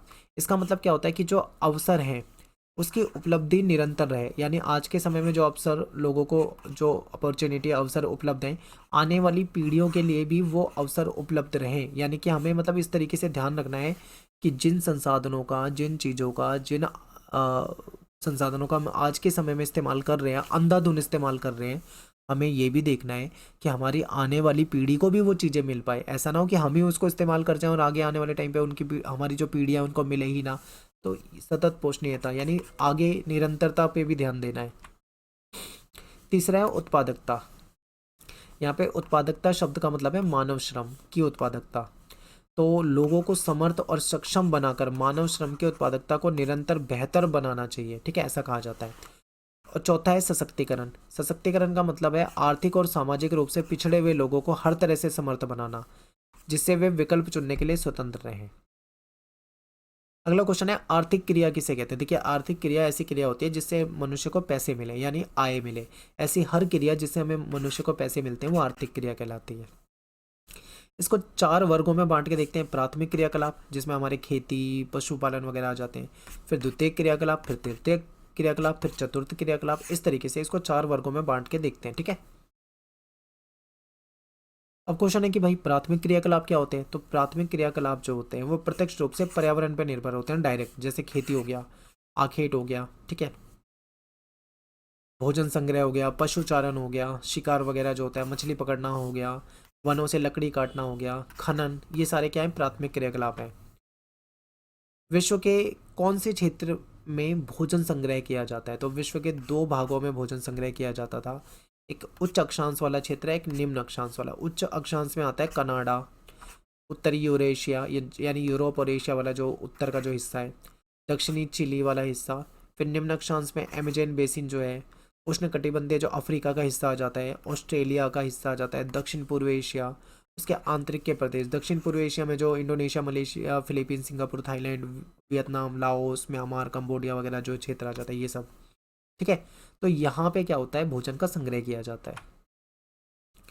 चलवासी पशुचारण किसे कहते हैं? ये प्राचीन समय से चली आ रही एक परंपरा है जो अब धीरे धीरे कम होती जा रही है। चलवासी पशुचारण क्या है? एक प्राचीन जीवन निर्वाह का तरीका है। इसमें क्या होता है, पशुचारक जो होता है अपने भोजन, वस्त्र और शरण और औजार और यातायात के लिए पशुओं पर ही निर्भर होता है पूरी तरीके से। भोजन, वस्त्र, सब कुछ उसे पशुओं से ही चाहिए। इसमें मनुष्य जो होता है अपने पालतू पशुओं के साथ पानी और चारागाह की उपलब्धता के अनुसार एक स्थान से दूसरे स्थान पर जाता है। ये एक देश से दूसरे देश में भी चले जाते हैं, फिर तीसरे देश में, चौथे देश में, ऐसे चलता रहता है। इन पशुचारक वर्गों के अपने अपने निश्चित चरागाह क्षेत्र होते हैं कि भाई एक वर्ग जो है इस क्षेत्र में जाके अपने पशुओं को चराएगा, फिर दूसरा क्षेत्र, तीसरा, इस तरीके से होते हैं। चलवासी पशुचारण के 3 प्रमुख क्षेत्र कौन से हैं? उत्तर अफ्रीका, अरब, मंगोलिया, मध्य चीन, एक तो ये क्षेत्र हो जाएगा। फिर यूरोप और एशिया के टुंड्रा प्रदेश हो जाएंगे। फिर दक्षिणी गोलार्ध में देखें तो दक्षिण पश्चिमी एशिया का क्षेत्र हो जाता है, और मेडागास्कर द्वीप वगैरह हो जाता है, ये क्षेत्र हो जाते हैं। पूरी दुनिया में ये 3 क्षेत्र है जहाँ पे चलवासी पशुचारण होता है। नेक्स्ट आपका स्थानांतरण कृषि, कर्तन और दहन कृषि, झूम खेती और कर्तन और दहन कृषि, अलग अलग नाम से इसको जानते हैं। इसका क्या मतलब है? तो देखिए इसमें क्या होता है, इसमें मान लीजिए, जैसे मान लीजिए ये खेत है, मैं आपको समझा देता हूँ। मान लीजिए ये खेत है, ठीक है। ABCD, इसको नाम दे दिया। तो इसमें क्या करते हैं, जो किसान लोग होते हैं वो जैसे यहाँ पे क्या करेंगे, ए पे खेती कर रहे हैं, ए और बी पे खेती कर रहे हैं, तो इस जगह पे वो खेती करेंगे। इसको खाली छोड़ देंगे, C और D, इस वाले क्षेत्र को। ठीक है, यहाँ पे खेती करेंगे 1-2 साल, इसके बाद ये यहाँ पे जंगल वंगल उग जाता है, पेड़ पौधे उग जाते हैं, बाद में इसको जला देंगे, राख इसकी यहाँ पे हो जाएगी। ठीक है, इसको जला के साफ सूफ करके फिर यहाँ पे खेती करेंगे, तो इसको खाली छोड़ देंगे। इस तरीके से मतलब एक जगह से दूसरी जगह पे कृषि करते हैं। तो इस प्रकार की कृषि को क्या कहा जाता है, इसको कहा जाता है स्थानांतरण कृषि या फिर झूम खेती। इसमें पुराने औजार से खेती की जाती है, ये पुराना तरीका है। जो राख होती है, जलाने से जो राख होती है, उससे मिट्टी को उपजाऊ बनाया जाता है। ठीक है, तो ये इसे झूमिंग खेती भी कहा जाता है। ऋतु प्रवास किसे कहते हैं, तो नए चरागाह की खोज में जो चलवासी पशु चारक होते हैं वो समतल भागों और पर्वतीय क्षेत्रों की लंबी लंबी दूरियां जो है वो तय करते हैं। तो ये गर्मी के मैदान में क्या करते हैं, गर्मियों में ये मैदानी भाग से पर्वतीय चरागाह की तरफ जाते हैं, क्योंकि पर्वतीय जो चरागाह होते हैं गर्मी के समय में वो ठंडे होते हैं, और शीत ऋतु में ये पर्वतीय भागों से मैदानों की तरफ आ जाते हैं। तो इसको ऋतु प्रवास कहा जाता है। ट्रक कृषि किसे कहते हैं, तो जहाँ केवल सब्जियों की खेती होती है और वहाँ ट्रक जो होते हैं वो फार्म और बाजार के मध्य में रात भर में दूरी तय करते हैं। यहाँ पे फार्म है, मान लो खेत है, और यहाँ पे बाजार है, तो यहाँ से वो चीज़ों को ट्रक के जरिए ले जाएंगे, रात भर में बाजार में पहुँचा देंगे। तो इसको ट्रक कृषि कहा जाता है। तो यहाँ पे केवल सब्जियों की खेती होती है, इस चीज़ को भी ध्यान रखना है।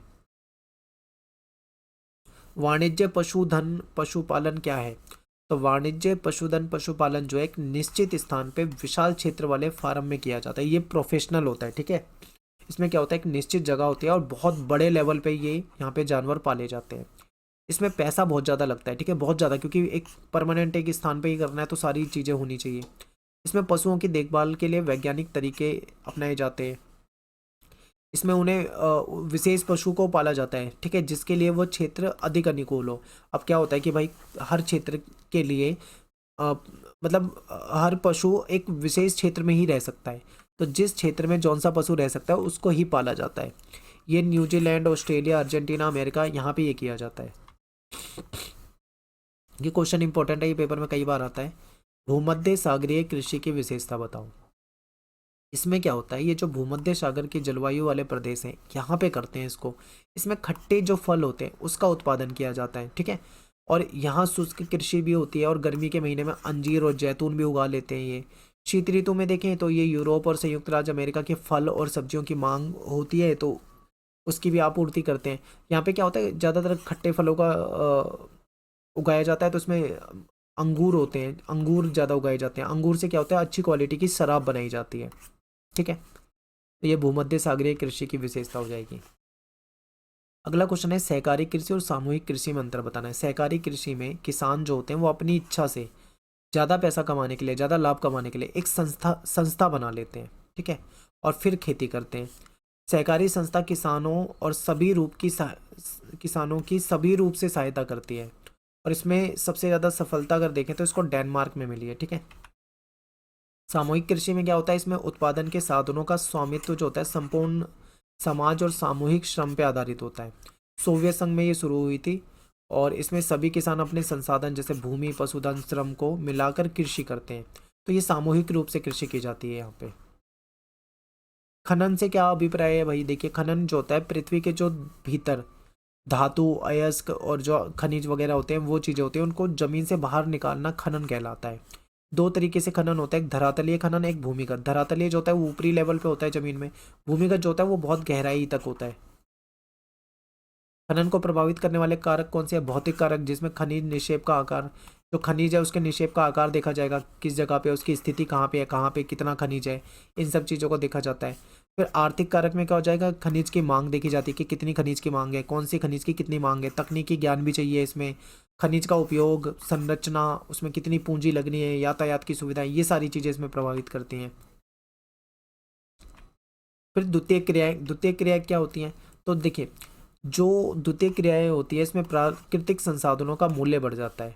मनुष्य अपने कौशल यानी अपनी अपनी स्किल के जरिए, अपनी तकनीक के जरिए, अपनी पूंजी और अपनी मेहनत के जरिए जो कच्चा माल हमें प्रकृति से मिलता है उसको उत्पाद में बदल देता है। जैसे कि प्रकृति से हमें मिला आम, मनुष्य ने आम को तोड़ा, आम को काटा पीटा, उसको बना दिया उससे अचार।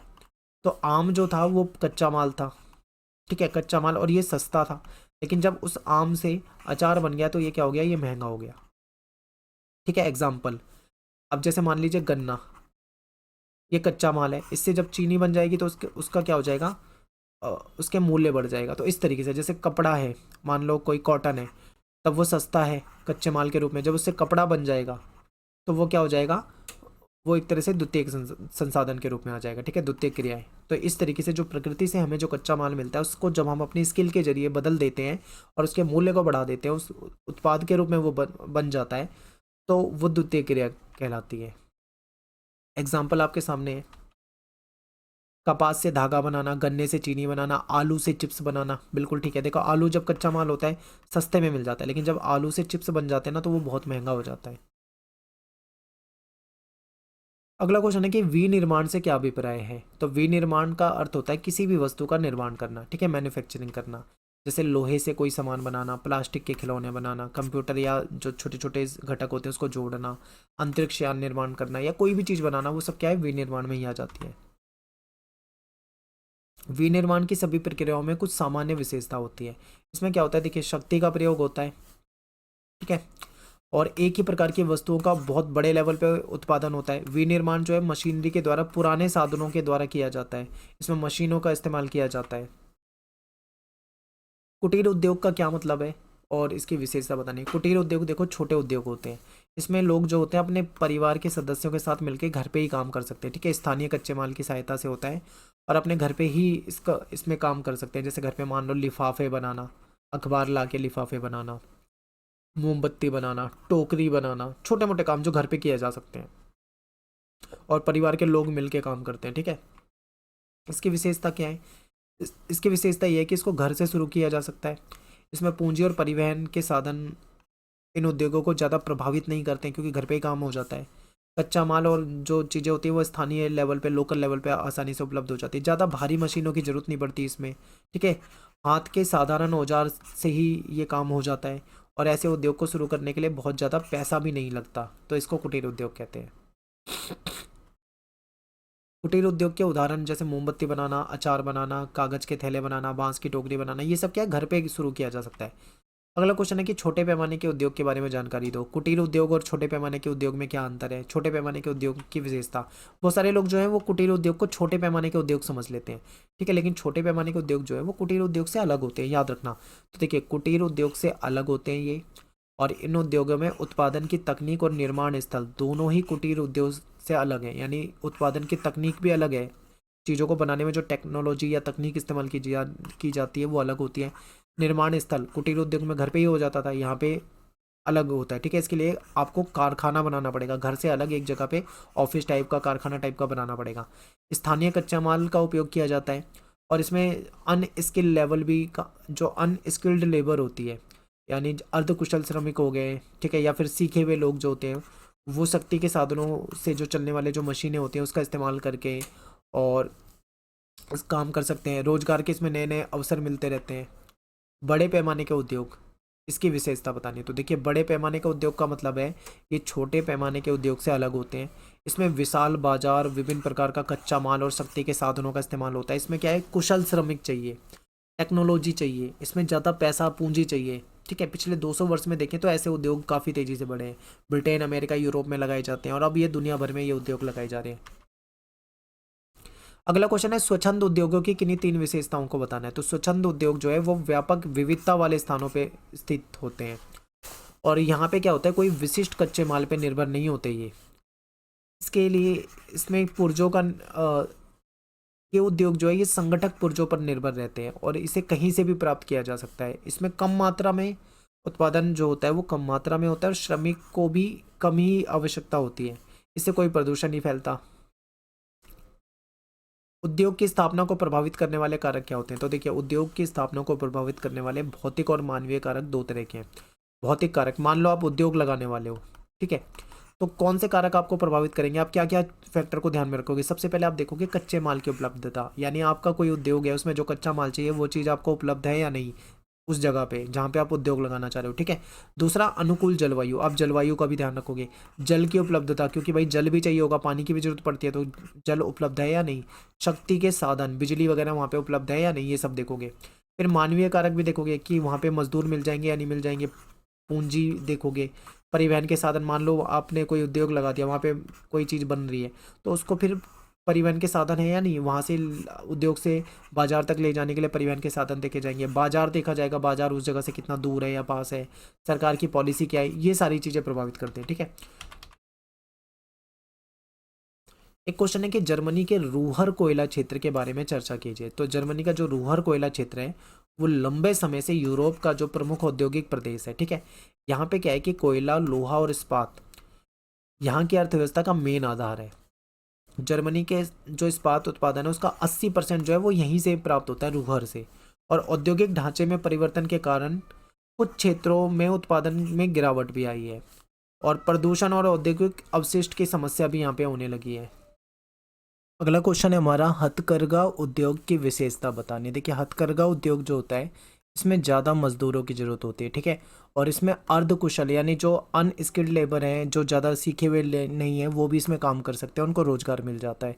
इसमें क्या होता है, इसमें बहुत ज़्यादा पूंजी की ज़रूरत नहीं होती। ठीक है, इसमें कोई बहुत बड़ा उद्योग लगाने की भी ज़रूरत नहीं है। इसके अंतर्गत क्या काम होता है, सूत की कताई की जाती है, उसको बुना जाता है, ये सारे काम होते हैं। बिजली करघा से कपड़ा बनाने में यंत्रों का उपयोग किया जाता है, और इसमें कम श्रमिकों की आवश्यकता पड़ती है, उत्पादन भी अधिक होता है। अगर बिजली करघा की बात करें तो उसमें क्या होगा, उसमें मशीनों का इस्तेमाल होगा, उसमें मजदूर कम लगेंगे और उसमें उत्पादन ज़्यादा होगा। हथकरघा में क्या होता है, सारा काम हाथ से ही होता है। नेक्स्ट आपका तृतीय क्रियाकलाप, इससे क्या अभिप्राय है। तो देखिए, इसमें सर्विस सेक्टर आ जाता है, यानी कि सेवा सेक्टर आ जाता है। तृतीय क्रियाकलाप का जो निष्पादन होता है उसमें कुशल श्रमिक चाहिए होते हैं। ठीक है, और ये पूरे तरीके से प्रोफेशनल होते हैं और ये ट्रेनिंग लिए हुए होते हैं, और इसमें उत्पादन और विनिमय दोनों चीज़ें ही शामिल होती हैं। उत्पादन में क्या होता है, इसमें सेवाओं की उपलब्धता होती है, और विनिमय में क्या होता है, व्यापार, संचार, परिवहन, ये सारी चीज़ें आ जाती है। और तृतीय क्रियाकलाप में मूर्त वस्तुओं के उत्पादन की बजाय सेवाओं का व्यावसायिक उत्पादन सम्मिलित होता है। ठीक है, मूर्त वस्तु कौन सी होती है, जो हमें दिखती है, जैसे मान लो कोई चीज़ आप खरीद रहे हो, कोई चीज़ बेच रहे हो, तो वो तो मूर्त है। मान लो आप बाजार में जाते हो, ठीक है, आप कोई वॉशिंग मशीन लेके आते हो, तो मूर्त रूप से आपको दिख रही है, आप उसको लेकर आए हो। लेकिन अमूर्त रूप में कौन सी चीज़ आती है, आपकी सेवा आती है। सेवा जैसे कि मतलब, जैसे मान लो मैं आपको पढ़ा रहा हूँ, ठीक है, मैं टीचर हूँ और आप स्टूडेंट हो, मैं आपको पढ़ा रहा हूँ, कोई चीज़ समझा रहा हूँ, तो वो सर्विस है एक तरह से, और ये अमूर्त हो जाएगी, यानी कि आप मेरी सेवा को नाप नहीं सकते। वॉशिंग मशीन लेके आ रहे हो, आपको पता लग जाएगा, उसकी क्वांटिटी देख सकते हो, एक वॉशिंग मशीन लाए हो, 2 लाए हो, 3 लाए हो, उसको गिना जा सकता है, मापा जा सकता है, पर सेवा को नहीं मापा जा सकता। ठीक है, तो ये चीज़ें हो जाती है। तृतीय क्रियाकलाप के प्रकार बताने हैं, तो इसमें व्यापार वाणिज्य आ जाता है, परिवहन, संचार, सेवाएं, ये सारी चीज़ें आ जाती है इसमें। परिवहन क्या है और इसकी विशेषता बतानी है। तो देखिए, परिवहन एक ऐसी सेवा होती है या ऐसी सुविधा होती है जिसमें व्यक्तियों का, वस्तुओं का या फिर संपत्ति का एक स्थान से उसको दूसरे स्थान पे ले जाया जाता है। इसी को परिवहन कहा जाता है। परिवहन एक सेवा के रूप में लोगों को रोजगार भी देता है। इसमें हमारे ड्राइवर लोग, हमारे कंडक्टर, सामान लादने वाले, उतारने वाले, टिकट संग्राहक, ये सभी आ जाते हैं, इन सभी को रोजगार मिलता है। ठीक है, इस तरह सभी प्रकार की परिवहन सेवाओं में भारी संख्या में लोग लगे होते हैं। परिवहन के कारण पर्यटन में भी बढ़ोतरी होती है, क्योंकि परिवहन के कारण क्या होता है, लोग, टूरिज्म को बढ़ावा मिलता है, लोग परिवहन के जरिए ही तो एक जगह से दूसरी जगह जाते हैं। परिवहन की सुविधा के कारण औद्योगिक गतिविधियों में भी तेजी आई है। व्यापार और वाणिज्य जो होता है वो किस प्रकार सेवाओं को जन्म देते हैं।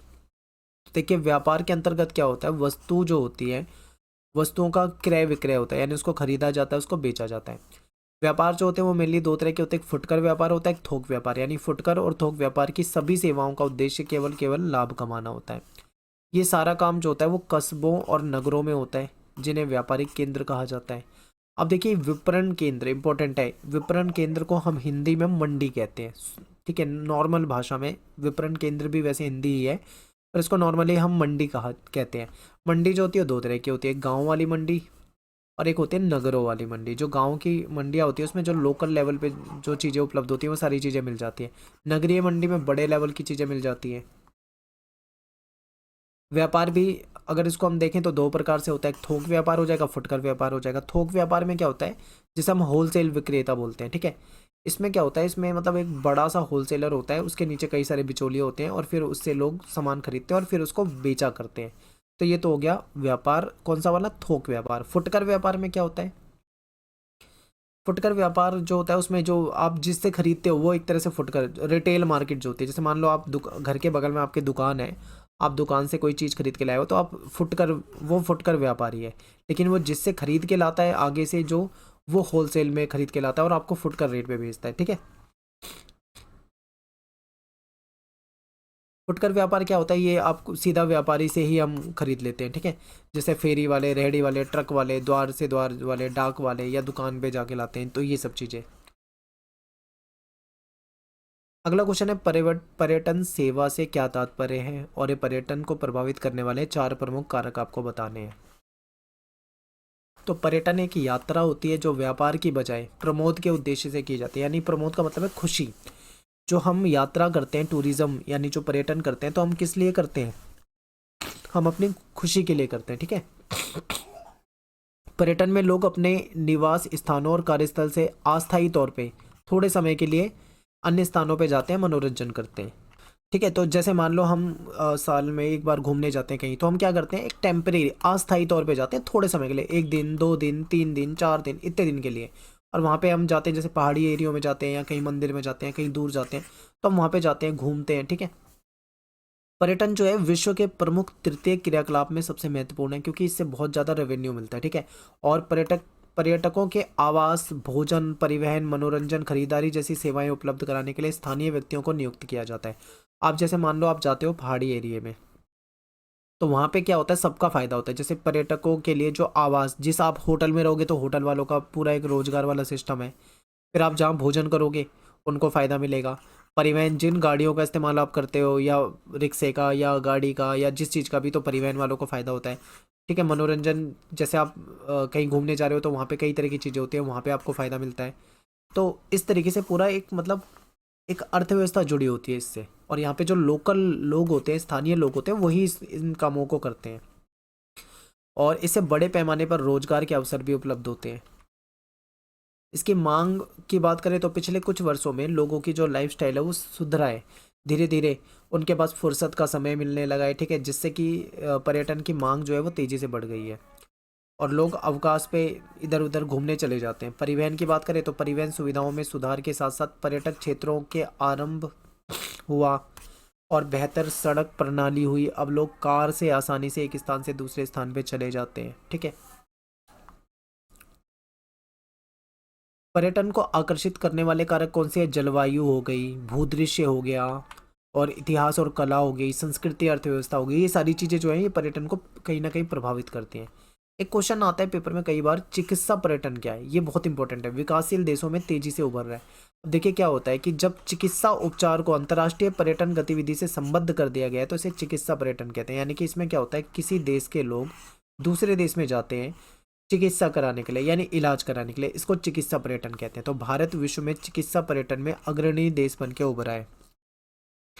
भारत में क्या है, दूसरे देशों से लोग आते हैं और यहाँ पे इलाज करवा के चले जाते हैं, क्योंकि उनको उनके देश में वही इलाज महंगा पड़ता है, लेकिन भारत में आके उनको ये इलाज सस्ता पड़ता है, इसलिए वो भारत में आते हैं और यहाँ से इलाज करा के चले जाते हैं। फिर भारत, थाईलैंड, मलेशिया, सिंगापुर जैसे विकासशील देश जो है वो चिकित्सा पर्यटन के क्षेत्र में तेजी से उभर रहे हैं। इसका मेन जो कारण है वो विकसित देशों का जो इलाज है और जो सुविधाएं हैं वो वहाँ पे महंगी पड़ती हैं, हमारे देश में वो चीज़ें सस्ती पड़ती हैं। परिवहन से क्या अभिप्राय है, आपको बताया था, व्यक्ति को या वस्तुओं को एक जगह से दूसरी जगह ले जाने की जो सेवा होती है, सुविधा होती है, उसको हम परिवहन कहते हैं। इसमें मनुष्य, पशु, विभिन्न प्रकार का सामान जो होता है वो गाड़ियों के जरिए एक जगह से दूसरी जगह पहुंचाया जाता है। इसकी विधाएं क्या होती हैं, तो देखिए, जो परिवहन होता है वो कई तरीके से हो सकता है। स्थल के रूप में हो सकता है सड़कों से, जल के रूप में हो सकता है पानी के जहाज़ों से, वायु के रूप में जैसे आप वायुयान होते हैं, पाइपलाइन के जरिए भी एक एक वस्तु को दूसरी वस्तु तक पहुंचाए, मतलब जैसे लिक्विड चीज़ है या गैस वाली चीज़ है, वो पाइपलाइन के जरिए भी उसका परिवहन किया जा सकता है। परिवहन जाल क्या होता है, देखिए, अनेक स्थान जिन्हें परस्पर मार्गों की श्रेणियों द्वारा जोड़ दिए जाते हैं, जिसका प्रारूप का निर्माण होता है, परिवहन जाल कहलाता है। यानी एक सड़क जा रही है, फिर दूसरी सड़क जुड़ रही है, फिर तीसरी जुड़ रही है, इस तरीके से पूरा एक जाल बन जाता है, ये परिवहन जाल होता है। महामार्ग से क्या अभिप्राय है, इसकी विशेषता आपको बतानी है। देखिए, महामार्ग जो होता है वो ऐसी पक्की सड़कें होती हैं जो दूर स्थित स्थानों को मिलाती हैं आपस में। और महामार्ग जो होते हैं उसमें आबादित यातायात होता है, यानी बहुत तेज़ी से आप उसमें जा सकते हो। इसमें फ्लाईओवर होते हैं, लाल बत्ती यहाँ पे नहीं रखी जाती, क्योंकि यहाँ पे जो हाईवे होते हैं ना, ये इसीलिए बनाए जाते हैं ताकि बिना किसी रुकावट के आप एक जगह से दूसरी जगह जा पाओ। और ये सड़कें जो होती हैं वो गति अवरोधकों से मुक्त होती हैं, यहाँ पे ब्रेकर वगैरह नहीं होती, ये कई लेन वाली सड़कें होती हैं। इनकी चौड़ाई जो है लगभग 80-80 मीटर होती है। और ये सड़कें देश के प्रमुख नगरों को, पत्तनों को आपस में जोड़ देती हैं। ठीक है, इनके सड़कों के किनारे रेलिंग लगाई होती है ताकि कोई इसे क्रॉस ना करे, और यातायात इसमें बिल्कुल निर्बाध होके चलता है। ठीक है, यहाँ पे ये नहीं कि हर गली में मोड़ होगा, हर जगह रेड लाइट होगी, ऐसा नहीं, बिल्कुल नॉन स्टॉप आप यहाँ पे चल सकते हो। दुनिया भर में सड़क परिवहन की कोई 3 प्रमुख समस्या आपको बतानी है। तो देखिए, सड़कें जो होती हैं वो प्राकृतिक आपदा के दौरान कई बार खराब हो जाती हैं, तो ये एक समस्या है। फिर यातायात के दबाव को सड़क जाल पूरा नहीं कर पा रहा है। ठीक है, और जिसके कारण सड़क पे ज़्यादा दबाव पड़ता है, जाम वगैरह लग जाता है। सड़कों का निर्माण और रख रखाव जो होता है वो महंगा पड़ता है। वायु परिवहन के 3 प्रमुख लाभ। देखिए, वायु परिवहन जो है वो सबसे तेज साधन है, आपको पता है। कम समय में आपको कहीं पे भी पहुंचना है तो वायु परिवहन तेजी से पहुंचा देगा, एक देश से दूसरे देश में भी काफ़ी कम समय में पहुंचा देता है। इसके कारण क्या होता है, आज विश्व का कोई भी स्थान जो है 35 घंटे की अधिकतम दूरी पर नहीं है, यानी 35 घंटे में आप दुनिया के किसी भी स्थान से किसी भी स्थान में आसानी से पहुंच सकते हो। मैक्सिमम बता रहे हैं 35 घंटे मैक्सिमम। और एक जो मूल्यवान वस्तु है, जीवन रक्षक दवा है, वो काफ़ी तेज़ी से वायु परिवहन के द्वारा पहुंचाई जा सकती है। दुर्गम इलाके जैसे पहाड़ है, दलदल है, बीहड़ है, ऐसी जगह में भी वायु परिवहन के जरिए जा सकते हैं। ठीक है, और आपातकाल और युद्ध के समय में भी वायु परिवहन का महत्व बहुत बढ़ जाता है। लेकिन वायु परिवहन की एक कमी भी है, क्योंकि ये काफ़ी महंगा पड़ता है, याद रखना ये महंगा बहुत है। नेक्स्ट आपका स्वेज नहर की विशेषता बताइए। तो देखिए, ये नहर का जो निर्माण है वो 1869 में मिस्र में किया गया था। ये भूमध्य सागर और लाल सागर से जोड़ती है। 160 से 180 किलोमीटर के आसपास ये लंबी है और 11 से 15 मीटर के आसपास ये गहरी है। और इस नहर के द्वारा क्या होता है, यूरोप और दक्षिणी एशिया और ऑस्ट्रेलिया के मध्य जो दूरी है वो एक तरह से काफ़ी कम हो गई है। ठीक है, और इसमें इस नहर में प्रतिदिन 100 से ज़्यादा जलयान जो है आते जाते हैं, काफ़ी बिजी है ये, देख सकते हैं यहाँ पे इसका मैप भी।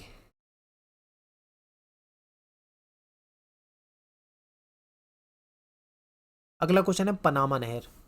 तो इसकी विशेषता क्या है, ये नहर जो अटलांटिक महासागर को प्रशांत महासागर से जोड़ रही है। और पनामा नहर जो है उत्तरी और दक्षिणी अमेरिका के मध्य 72 किलोमीटर लंबी है। और इस नहर के कारण क्या होता है, उत्तरी अमेरिका के जो पूर्व पूर्व जो है न्यूयॉर्क और पश्चिम स्थित जो सैन फ्रांसिस्को है, इसके मध्य जल परिवहन से 13,000 किलोमीटर की दूरी जो है वो कम हो गई है। इससे यूरोप के देशों को भी फायदा हुआ है, अमेरिका को भी फायदा हुआ है। ठीक है, दक्षिण अमेरिका के पूर्वी और पश्चिमी तटों के मध्य आसानी से परिवहन हो पा रहा है इसकी वजह से। और यह नहर दक्षिण अमेरिका के राष्ट्रों के मध्य व्यापार को काफ़ी तेज़ी से बढ़ा रही है। सड़कों पे संकुलन क्यों हो जाता है, संकुलन का मतलब है ट्रैफिक जैम। तो जब सड़क तंत्र यातायात की आवश्यकता के अनुरूप विकसित नहीं हो पाते तो सड़कों पे जाम लग जाता है, और इससे काफ़ी ज़्यादा जाम लगता है, जिससे कि काफ़ी ज़्यादा लोगों को नुकसान होता है। इसकी समस्या का क्या समाधान हो सकता है, सार्वजनिक बस या सार्वजनिक जो सेवाएं होती हैं उसका इस्तेमाल किया जाना चाहिए। सड़कों को चौड़ा करना चाहिए, उसकी गुणवत्ता को सुधारना चाहिए, पुल बना देने चाहिए, फ्लाईओवर बनाने चाहिए, दोहरे वाहन मार्ग का निर्माण करना चाहिए। ठीक है, उचित पार्किंग शुल्क लगाकर निजी वाहनों की संख्या को कम करें। निजी वाहन कम होंगे, सब सार्वजनिक वाहनों का यूज़ करेंगे तो जाम जो है वो कम लगेगा। जल परिवहन के लाभ बताइए। तो देखिए, जल परिवहन में किसी प्रकार का कोई मार्ग नहीं बनाना पड़ता, और ये एक दूसरे से जुड़े हुए हैं। अब महासागर आप देखते हैं, दुनिया भर के मैप में देखोगे तो सारे महासागर जुड़े हुए हैं। यहाँ पे आसानी से जल जो है यहाँ पे जहाज चलाए जा सकते हैं। ठीक है, इसमें जल मार्ग में घर्षण नहीं होता, ईंधन की खपत कम होती है, और ये एक तरह से सस्ता साधन भी है। ठीक है, इंपॉर्टेंट है ये।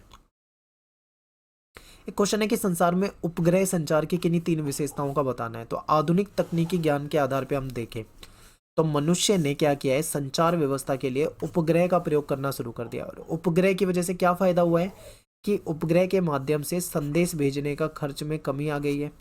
उपग्रह संचार प्रणाली से रेडियो और टेलीविज़न आदि के जरिए इसका प्रयोग हो पाया है। उपग्रह संचार से मौसम की जानकारी आज आसानी से मिल जाती है। ठीक है, उपग्रह संचार प्रणाली से पृथ्वी के जो खनिज है, कहाँ पे कौन सा खनिज है उसकी जानकारी मिल पा रही है। और इस प्रणाली द्वारा सैनिक और रासायनिक कार्यों में भी काफ़ी फायदा हुआ है।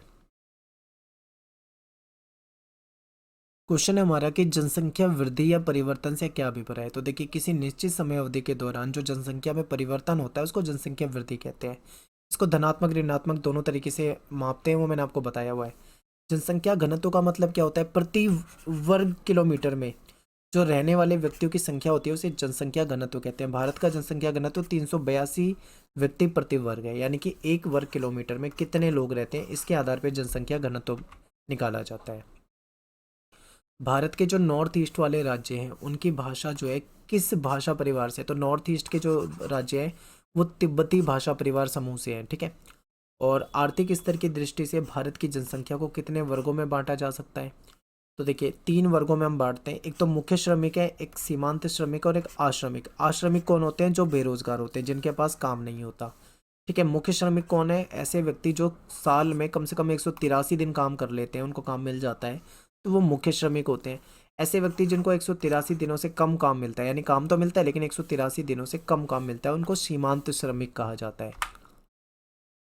1901 से 1921 की इस समय अवधि में भारत की जनसंख्या वृद्धि जो है उसमें स्थिरता या नकारात्मकता थी। तो वो क्यों थी, उसके क्या कारण थे, ये आपसे पूछे हुए हैं। तो देखिए, इस समय क्या था, भारत में जन्म दर जो थी और मृत्यु दर जो थी दोनों ही उच्च थी, यानी जन्म भी बहुत ज़्यादा हो रहे थे और मृत्यु भी बहुत ज़्यादा हो रही थी। तो इस तरीके से देखें तो जनसंख्या एक तरह से कहीं ना कहीं स्थिर हो चुकी थी, ना जनसंख्या तेजी से बढ़ रही थी ना घट रही थी, ठीक है। स्वास्थ्य संबंधी सुविधाओं का अभाव था, लोगों में साक्षरता प्रतिशत जो था वो बहुत कम थी, और खाद्यान्न और अन्य आधारभूत सुविधा जो थी उसका समुचित वितरण की व्यवस्था नहीं थी। अगला क्वेश्चन है कि राष्ट्रीय युवा नीति को कब अपनाया गया और इसके उद्देश्य क्या थे। तो इसको 2003 में अपनाया गया था और इसके उद्देश्य थे कि जो युवा हैं, जो किशोर हैं, उनका विकास हो सके, उनको उनमें अच्छे गुणों को डाला जा सके, ठीक है। उनको बेहतर मार्गदर्शन दिया जा सके, उनको क्रिएटिव बनाया जा सके ताकि वो विकास में, देश के विकास में अपना योगदान दें। उनके अंदर देशभक्ति के गुण जगें, ठीक है, एक उनकी जिम्मेदारी नागरिक वाले गुण डलें। ये चीज़ों को विकसित करने के लिए ये नीति लाई गई थी। जो किशोर होते हैं, जो अडल्ट होते हैं, उनके सामने मुख्य समस्या क्या है, देखिए, निरक्षरता। एक तो ये आज के समय में एक बड़ी समस्या है, ज़्यादातर किशोर वर्ग जो है, स्त्रियां खासकर, निरक्षर है, ठीक है। और दूसरा है नशे की लत, क्योंकि जो किशोर हैं वो नशे की लत में पड़ जाते हैं, विद्यालय छोड़ देते हैं, रास्ता भटक जाते हैं और कहीं ना कहीं समाज के लिए एक अभिशाप बन चुके होते हैं। फिर विवाह की निम्न आयु, कम आयु में ही विवाह कर दिया जाता है, तो ये एक समस्या है, ठीक है, जिससे लिंग अनुपात भी प्रभावित होता है। सही मार्गदर्शन का अभाव, यानी कि जो युवा हैं, जो किशोर हैं, इनको सही मार्गदर्शन नहीं मिल पाता, जिसकी वजह से वो भटक जाते हैं। भारत में लिंग अनुपात जो है प्रतिकूल होने के कारण क्या है, तो देखिए, लड़कियां की अपेक्षा लड़कों को जन्म को प्राथमिकता दी जाती है भारत में। ये माना जाता है कि जो लड़के हैं भारत में, उनको लड़कियों से हमेशा ज़्यादा महत्व मिला है। कन्या भ्रूण हत्या की समस्या है, ठीक है, अगर पता लग जाता है गर्भ में कि कन्या है तो फिर उसको उसकी हत्या करा दी जाती है। कुपोषण के कारण बाल्यावस्था में ही कन्या शिशुओं की मृत्यु हो जाती है। समाज में स्त्रियों को कम सम्मान प्राप्त होना, ठीक है, स्वास्थ्य में पोषण और ध्यान ना दिया जाना, तो ये भी कहीं ना कहीं एक कारण बन जाता है जिसकी वजह से लिंग अनुपात जो है वो प्रतिकूल है। भारत में जनसंख्या के वितरण को प्रभावित करने वाले कौन से भौतिक कारण हैं, भौतिक कारण पूछें, आर्थिक नहीं बताने, ठीक है। भौतिक में क्या होता है, उच्चावच। उच्चावच मतलब क्या है, ये देखा जाता है कि जनसंख्या अगर कहीं पे बसेगी तो वो क्या चीज़ों को ध्यान रखेगी। देखिए, आप देखोगे जो मैदानी इलाके होते हैं, जो समतल इलाके होते हैं, लोग वहाँ पे ज़्यादा बसते हैं। पठारी इलाके, पर्वतीय इलाकों पे लोग थोड़ा कम बसते हैं, ठीक है। हमेशा हम ये देखते हैं कि वो इलाका कैसा है। फिर जलवायु देखी जाती है कि जलवायु कैसी है वहाँ की। मृदा देखी जाती है, जहाँ की मृदा उपजाऊ होती है लोग वहाँ पे रहना पसंद करते हैं, ठीक है। फिर जल की उपलब्धता देखी जाती है कि जल उपलब्ध है या नहीं है। तो इस तरीके से जनसंख्या का जो वितरण है उसको प्रभावित करती हैं ये चीज़ें। अगला क्वेश्चन है कि भारत की ग्रामीण और नगरीय बस्तियों में क्या अंतर है। तो देखिए, ग्रामीण बस्ती जो होती है इसमें जो लोग रहते हैं वो प्राथमिक क्रियाकलाप करते हैं, जैसे कृषि पशुपालन हो गया। नगरों में रहने वाले लोग जो है वो द्वितीयक और तृतीयक क्रियाकलाप करते हैं। ग्रामीण बस्तियों में जो चीज़ें उगाई जाती है जैसे फल सब्जी, ये नगरीय बस्तियों की आवश्यकता को पूरा करते हैं। और नगर में जो बनने वाली चीज़ें होती हैं वो ग्रामीण बस्तियों की आवश्यकता को पूरा करते हैं। ग्रामीण लोगों के सामाजिक संबंध जो होते हैं वो ज़्यादा प्रगाढ़ होते हैं, ठीक है। गांव में सभी लोग एक दूसरे को जानते हैं, एक दूसरे से अच्छे सामाजिक संबंध होते हैं। शहरों में उतना नहीं होता, शहरों में एक फॉर्मेलिटी वाला रिश्ता होता है। क्वेश्चन है कि परिक्षिप्त ग्रामीण बस्तियां जो होती है उसकी विशेषता बतानी है। तो देखिए ये बस्तियां जो होती हैं ये ना एक दूसरे से दूर होती हैं, यानी जंगलों या छोटे पहाड़ी ढालों पे, खेतों या चरागाहों के आसपास दिखाई देती हैं। इसमें मकान जो होते हैं एक दूसरे से दूर, एक मकान यहाँ बना है तो दूसरा मकान काफ़ी दूर, फिर तीसरा काफ़ी दूर, इस तरीके से बने होते हैं अलग अलग। और मेघालय, उत्तरांचल, हिमाचल वगैरह में ऐसी बस्तियां देखने को मिलती हैं। भारतीय नगरों में होने वाले कार्यों के आधार पर उनका वर्गीकरण। तो देखिए भारत के नगर जो है उसको कई हिस्सों से बांट सकते हैं। जैसे प्रशासन नगर, ये ऐसे नगर होते हैं जहाँ से प्रशासनिक मुख्यालय होते हैं। जैसे दिल्ली हो गई देश की राजधानी, चंडीगढ़ हो गया, यहाँ से प्रशासन चलाया जाता है। औद्योगिक नगर कौन से होते हैं? जिसमें उद्योग होते हैं, जैसे मुंबई, सेलम, जमशेदपुर। परिवहन नगर कौन से होते हैं? जहाँ पे पत्तन के रूप में आयात निर्यात में संलग्न होते हैं, कांडला, कोची, विशाखापट्टनम वगैरह। खनन नगर जहाँ पे खनन वगैरह का काम होता है, रानीगंज हो गया, झरिया हो गया, डिगबोई हो गया। गैरिसन यानी छावनी नगर, जिन नगरों में जो सैनिक छावनियाँ होती हैं, ठीक है, सेना की छावनियाँ होती हैं, जैसे अम्बाला, मेरठ, ये हो जाएंगी। धार्मिक नगर आप जानते हैं जहाँ पे धार्मिक रूप से जो विख्यात होती हैं, जैसे वाराणसी हो जाता है, काशी, मथुरा, अजमेर, ठीक है, अयोध्या, ये सब। अगला क्वेश्चन है कि भारतीय अर्थव्यवस्था में कृषि के महत्व का वर्णन करो। तो देखिए देश की कुल श्रमिक शक्ति का 80% भाग जो है वो खेती का है भारत में, क्योंकि भारत एक कृषि प्रधान देश है। देश के कुल राष्ट्रीय उत्पाद में 26% में केवल कृषि का योगदान है। कृषि से कई कृषि प्रधान उद्योगों का कच्चा माल मिलता है, जैसे हमें कपड़ा उद्योग के लिए जो कपास होती है वो मिल जाता है, जूट उद्योग, ठीक है, चीनी उद्योग के लिए गन्ने वगैरह ये सब मिल जाते हैं। कृषि से ही पशुओं को चारा मिलता है। कृषि भारतीय अर्थव्यवस्था की आधारशिला ही नहीं बल्कि जीवन यापन की भी एक विधि है। भारत जो एक महत्वपूर्ण और कृषि प्रधान देश है। हरित क्रांति के बारे में बताना है तो देखिए 1960 के दशक में देश में खाद्यान्न संकट आ गया था, तो ऐसे में खाद्यान्न की जो फसलों का जो उत्पादन है उसको बढ़ाने के लिए ये तकनीक लाई गई थी, ठीक है, जिसको हरित क्रांति कहा जाता है। इससे क्या किया गया, किसानों को अच्छी क्वालिटी के बीज दिए गए, उर्वरक दिए गए, उनको सिंचाई की सुविधाएं दी गई, जिससे क्या हुआ, किसान जो है अपनी जो पहले की क्षमता थी उनसे उससे ज़्यादा वो अनाज को उपजा पाए। उसको हरित क्रांति के नाम से जानते हैं। इसमें अच्छी क्वालिटी के बीज, सिंचाई की सुविधा, रासायनिक उर्वरक, कीटनाशक दवाई, कृषि मशीनें ये उपलब्ध कराई गई थी। फायदा कहाँ हुआ था? ज़्यादातर जैसे यूपी हो गया, पंजाब हो गया, हरियाणा हो गया, इन राज्यों को फायदा हुआ था। गेहूं की पैदावार काफ़ी तेजी से बढ़ी थी।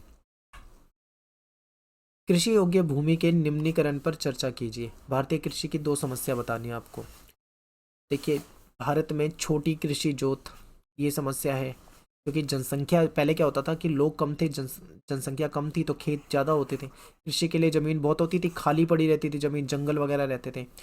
अब क्या है कि जनसंख्या तेज़ी से बढ़ रही है, तो इससे जो खेती वाली भूमि है वो सिकुड़ती जा रही, कम होती जा रही है, ठीक है, जिसकी वजह से क्या है, कहीं ना कहीं नुकसान हो रहा है, जो जोत का जो आकार है वो कम होता जा रहा है। तो ये समस्या है। दूसरी क्या है कि कृषि योग्य भूमि का निम्नीकरण। पहले क्या होता था, इतना पोल्यूशन, इतनी समस्याएं नहीं थी, तो कृषि में इतनी समस्या नहीं आती थी, लेकिन अब भूमि निम्नीकरण हो रहा है, यानी भूमि जो है बेकार होती जा रही है, उसका उपजाऊपन है वो कम हो रहा है। और सिंचाई की सुविधाएं जो है कई जगह पे ज़्यादा है तो कई जगह पे कम है, जहाँ पे ज़्यादा है ज़्यादा से भी समस्या हो रही है। और कृषि भूमि का एक बहुत बड़ा भाग जहाँ पे लवणता, क्षारता, जलांकता के कारण बंजर होने वाली है, वहाँ की ज़मीन हो रही है, कई जगह की हो चुकी है। कीटनाशक का खूब इस्तेमाल होता है, ठीक है, इसकी वजह से भी कहीं ना कहीं जो उपजाऊपन है वो कम हो रहा है। जल की मांग जो है वो तेजी से बढ़ रही है, लेकिन जल की आपूर्ति जो है वो घट रही है। ऐसे में संतुलन जो है स्थापित करने के लिए सरकार ने कौन से कार्यक्रम चलाए हैं? तो जल क्रांति अभियान चलाया है सरकार ने, ये 2015-16 में शुरू किया गया था। और इसमें क्या उद्देश्य था कि जल की उपलब्धता को सुनिश्चित करें, और जो स्थानीय निकाय हो गए या जो एमसीडी वगैरह जो होती है, सरकारी संगठन हो गए, नागरिकों को सम्मिलित करके लोगों को जल संरक्षण के लिए जागरूक किया जाए, ये इसका उद्देश्य था। फिर जल क्रांति अभियान के तहत क्या काम किए गए? जल ग्राम बनाने के लिए 672 जिलों में से एक ग्राम, यानी एक गांव जिसमें जल की कमी है, एसको को चुना गया।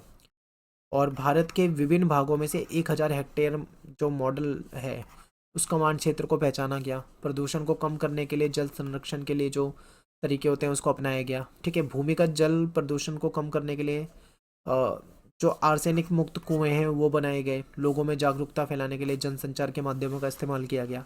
तो ये सारे कार्यक्रम किए गए। अगला क्वेश्चन है कि औद्योगिकरण के कारण जल संसाधन का तेजी से ह्रास हुआ है, बताना है। तो देखो, उद्योगों से जो कचरा निकलता है वो नदी और झील में डायरेक्ट डाल देते हैं, जिससे कि जल प्रदूषित हो जाता है। और ये जो तत्व है जल को नुकसान पहुंचाते हैं, जल जो है वो बेकार होता है, उसमें जहरीला हो जाता है। और जैसे रसायन, चमड़ा, लुगदी, कागज उद्योग जो है ये बहुत ज़्यादा नुकसान पहुंचाते हैं। अगला क्वेश्चन है कि भौम जल का अत्यधिक उपयोग के क्या दुष्परिणाम है। जो जमीन के अंदर जो जल होता है उसका बहुत ज़्यादा अगर इस्तेमाल करते हैं तो क्या नुकसान होता है। देखिए, इसका नुकसान ये होता है कि जो भूमि के अंदर जो जल है उसका जो लेवल है वो नीचे चला जाता है, बहुत नीचे चला जाता है। और राजस्थान और महाराष्ट्र में अधिक जल निकालने के कारण जो अंदर का जो जल है उसमें फ्लोराइड की मात्रा बढ़ गई है। ये भी एक तरह से जल की जो क्वालिटी होती है उसको ख़राब करता है। पानी को प्राप्त करने में ज़्यादा ऊर्जा का इस्तेमाल हो रहा है। अगला क्वेश्चन है कि वर्षा जल संग्रहण किसे कहते हैं। वर्षा जल संग्रहण के आर्थिक और सामाजिक मूल्य के बारे में बताना है। देखिए, वर्षा जल को विभिन्न उपयोगों के लिए रोकने और इकट्ठा करने की विधि को जल संग्रहण करते हैं। यानी जो बारिश में पानी आता है उसको इकट्ठा किया जा सके, उसको रोका जा सके, इसको वर्षा जल संग्रहण कहा जाता है। इसके लिए कई तरह के इस्तेमाल किए जा सकते हैं इसको रोक के। ठीक है, पानी की उपलब्धता को बढ़ाएगा ये। सिंचाई और पशुओं के लिए उपयोग किया जा सकता है पानी को। जो जो ज़मीन में जो जल का स्तर होता है उसको नीचे होने से रोकेगा ये। मृदा अपरदन और बाढ़ की समस्या से भी कहीं ना कहीं निजात मिलता है। जो भौम जल है जिसको हम पंप से या फिर मशीनों से, समरसीबल वगैरह से बाहर निकालते हैं, उसमें जो हमारी बिजली खर्च होती है, पैसा खर्च होता है, उसको बचाता है। प्रकृति से मधुर संबंध बनाने में भी सहायक होता है। और फ्लोराइड और नाइट्रेस जैसे संदूषक जो होते हैं जो पानी की क्वालिटी को ख़राब करते हैं, उसको भी कहीं ना कहीं उसकी गुणवत्ता भी ये बढ़ाता है। देखिए, अगला क्वेश्चन है जल संभर प्रबंधन जो है इसकी व्याख्या करें। इसका मुख्य उद्देश्य क्या है। तो देखिए, जो धरातल का जल है या जो भूमि के अंदर का जो जल है, इन संसाधनों का सही तरीके से मैनेजमेंट हो सके, पानी को बर्बाद ना हो, पानी को बर्बादी से रोका जा सके, इसी को जल संभर प्रबंधन कहा जाता है। इसमें भूमि, जल, पौधे, प्राणी, मानव संसाधन के संरक्षण को भी विस्तृत अर्थ में शामिल कर लिया गया है। इसका उद्देश्य क्या है कि कृषि और कृषि से संबंधित जो क्रियाकलाप हैं, जैसे उद्यान हो गया, कृषि हो गया, वानिकी हो गया, इन सब चीज़ों का सही तरीके से विकास हो पाए। कृषि उत्पादन को में जो वृद्धि है वो की जा सके। पर्यावरणीय जो ह्रास है उसको रोका जा सके, लोगों का जो जीवन स्तर है उसको ऊपर उठाया जा सके, इसलिए प्रयास किए गए। सरकार ने क्या कदम उठाए। तो सरकार ने एक हरियाली नाम का एक कार्यक्रम चलाया था, एक परियोजना चलाई थी। इसके तहत क्या योजना थी कि जो ग्रामीण जल संरक्षण है, जो गाँव के लेवल पे जो जल संरक्षण है उसको किया जा सके, पीने के पानी की जो समस्या है उसको दूर किया जा सके, वन रोपण किया जाए, मछली पाली जाए, सिंचाई की सुविधाएं प्राप्त कर सके, ये किया गया था। फिर नीरू मीरू कार्यक्रम लाया गया था, ये आंध्र प्रदेश में चलाया गया था। इसका तात्पर्य है कि जल और आप, इसका मतलब क्या है कि जो स्थानीय लोग हैं, जो लोकल लोग हैं, वो जल का संरक्षण की जो विधियाँ हैं वो सिखाई जाएगी। फिर अरवारी पानी संसद जो है, इसमें राजस्थान में जो जोहड़ की खुदाई है, ठीक है, इसको रोक इसमें जो बांध बनाकर इसको रोका जा सके, जल का सही तरीके से मैनेजमेंट हो सके। तमिलनाडु सरकार ने तो एक कदम आगे बढ़ के काम किया। इसने क्या कहा है कि जो घर हैं, घरों में जल संग्रहण की जो संरचना उसको कंपलसरी कर दिया है। यानी जो भी घर बनाया जाएगा उसमें वर्षा का जल संग्रहण कैसे किया जाए, ये चीज़ें, ये कॉन्सेप्ट देना ही पड़ेगा। ठीक है, जिससे कि जो स्थानीय निवासी है वो जागरूक हुए हैं। भारत में जो सिंचाई की बढ़ती हुई मांग है, इसके लिए जो उत्तरदायी कारक है इसका आपको वर्णन करना है। ठीक है, तो देखिए, भारत में क्या है, भारत कृषि प्रधान देश है। कृषि पर अर्थव्यवस्था काफ़ी निर्भर करती है, तो सिंचाई की जरूरत पड़ती है। अब सिंचाई की मांग जो है वो बढ़ रही है, तो उसके पीछे क्या कारण है। देखिए, भारत में वर्षा का असमान वितरण, यानी कि हर जगह पे बराबर रूप से बारिश नहीं आती। ठीक है, वर्षा की अनिश्चितता कि कब ज़्यादा आ जाए कब कम आ जाए कुछ नहीं पता रहता। मानसूनी जलवायु और खाद्यान्न की बढ़ती मांग, तो ये कुछ कारण है जिसकी वजह से सिंचाई की जो डिमांड है वो बढ़ गई है।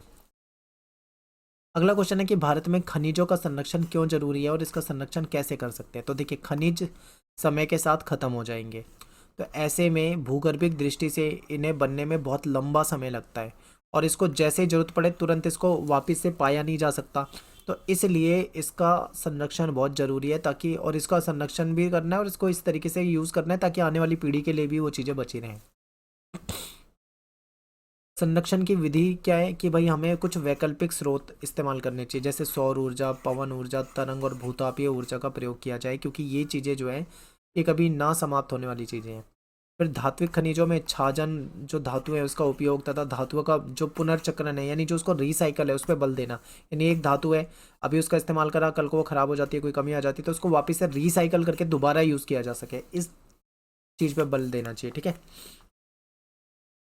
अगला क्वेश्चन है ऊर्जा के परंपरागत और ऊर्जा के गैर परंपरागत जो साधन है इसमें अंतर बताना है। तो देखिए, परंपरागत साधन वो हैं जो लंबे समय से हम प्रयोग में लाते हैं, ये प्रकृति में सीमित मात्रा में उपलब्ध होते हैं, और ये गैर नवीकरणीय है, यानी इसको रिन्यू नहीं किया जा सकता, दोबारा से नवीकरणीय योग्य नहीं बनाया जा सकता।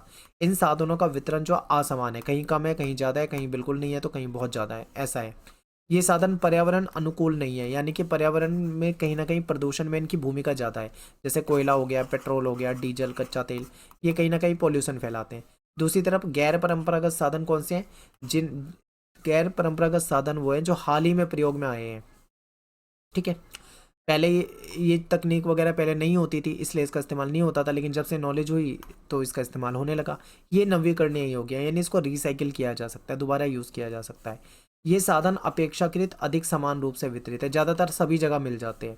ये ऊर्जा के स्वच्छ साधन है और पर्यावरण हितैषी है, यानी कि इससे पर्यावरण को नुकसान नहीं पहुंचेगा। जैसे सौर ऊर्जा हो गया, पवन ऊर्जा हो गया, जल ऊर्जा, भूतापीय ऊर्जा, ये सब इसके एग्जाम्पल हो जाते हैं। अगला क्वेश्चन है, नहर कमांड क्षेत्र सिंचाई के लिए जल प्रदान करने में इंदिरा गांधी नहर का महत्व क्या है? तो कमांड क्षेत्र में सिंचाई के लिए ये 1960 और 1980 में शुरू हुई थी। ठीक है, सिंचाई के प्रसार ने, ये सूखा हुआ क्षेत्र था पहले तो सिंचाई के प्रसार से इस क्षेत्र की परिस्थितिकी, अर्थव्यवस्था और सब कुछ मतलब यहाँ पे ठीक हुआ पहले से। पर्यावरणीय परिस्थितियों पर सकारात्मक और नकारात्मक प्रभाव पड़े, और मिट्टी जो है वो लंबे समय तक नहीं उपलब्धता संभव हो सकी है।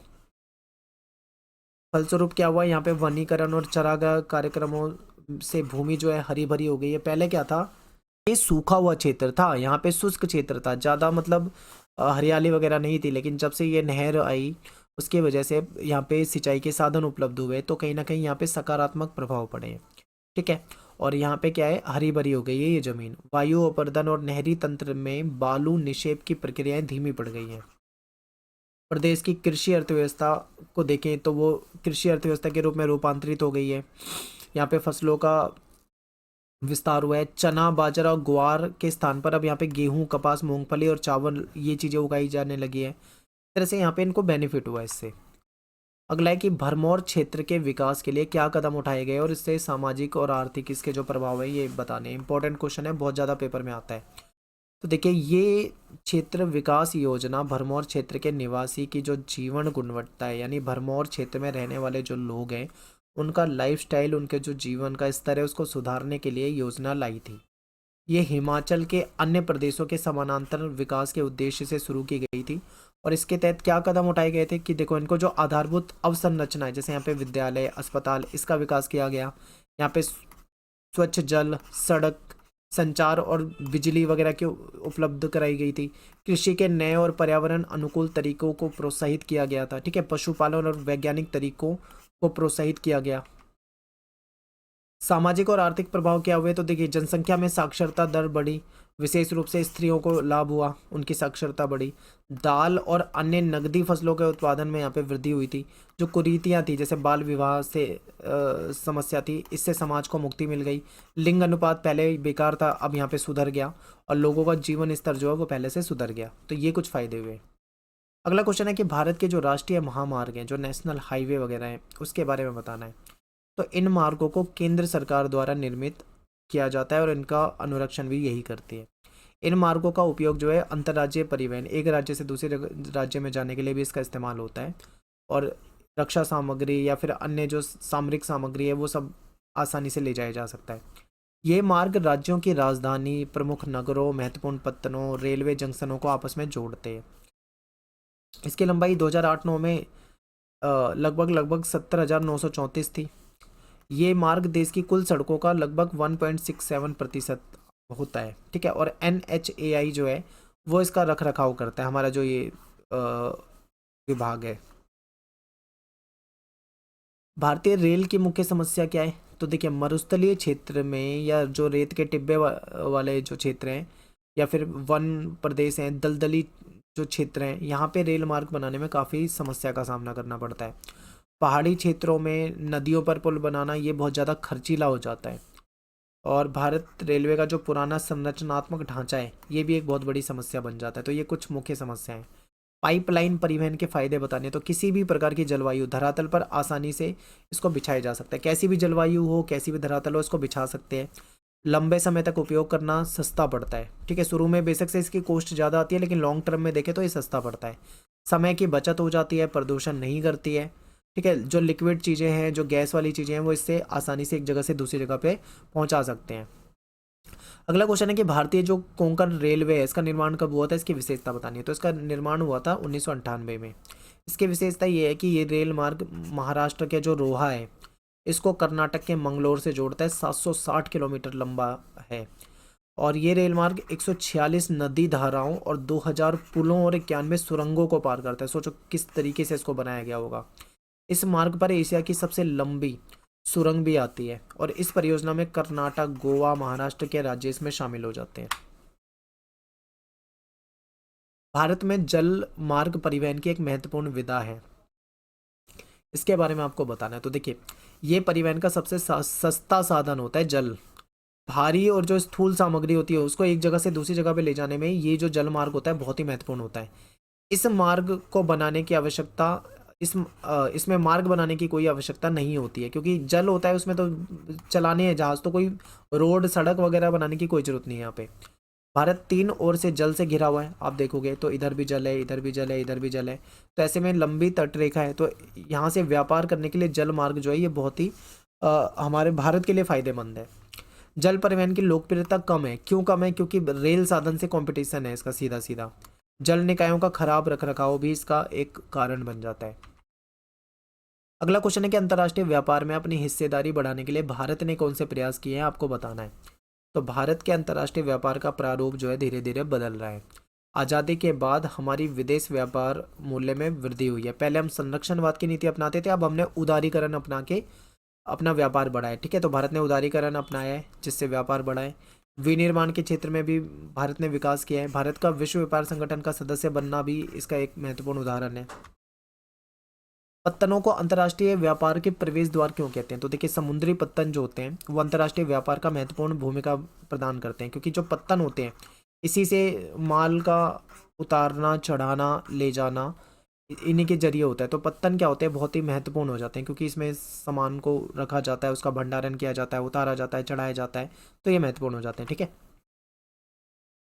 अगला क्वेश्चन है कि भारत में नगरीय अपशिष्ट निपटान की एक गंभीर समस्या बताओ। भारत के नगरों में कचरा बहुत है, उसको निपटाने में बहुत समस्या आ रही है, तो उसके 3 कारण आपको बताने हैं। तो देखिए, जनसंख्या तेजी से बढ़ रही है, इसकी वजह से सुविधाएं जो है नई लोगों को मिल पा रही है, और कचरा वगैरह जो है इसकी मात्रा भी तेजी से बढ़ रही है।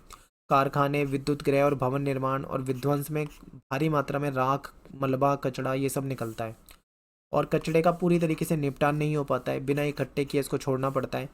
ठीक है, कई बार स्थान की कमी पड़ जाती है, जागरूकता का भी अभाव है, लोग इसका रिसाइकल नहीं जानते। कई चीज़ें जिसका रिसाइकिल किया जा सकता है लेकिन लोग उसको जानते नहीं है, तो रिसाइकल नहीं हो पाता है, तो ये भी एक कमी है। भारत में जो गंदी बस्तियाँ उनकी क्या समस्या है? तो देखिए, इन बस्तियों में रहने वाले लोग ग्रामीण पिछड़े इलाकों से प्रवासित होकर रोजगार की तलाश में आते हैं। यहाँ पे क्या है, अच्छे मकान मिलना बहुत कठिन है। ये बस्तियाँ रेलवे लाइन, सड़क के साथ या पार्क या जो सरकारी ज़मीन खाली पड़ी होती है वहाँ पे अवैध रूप से कब्जा करके बसा ली जाती है।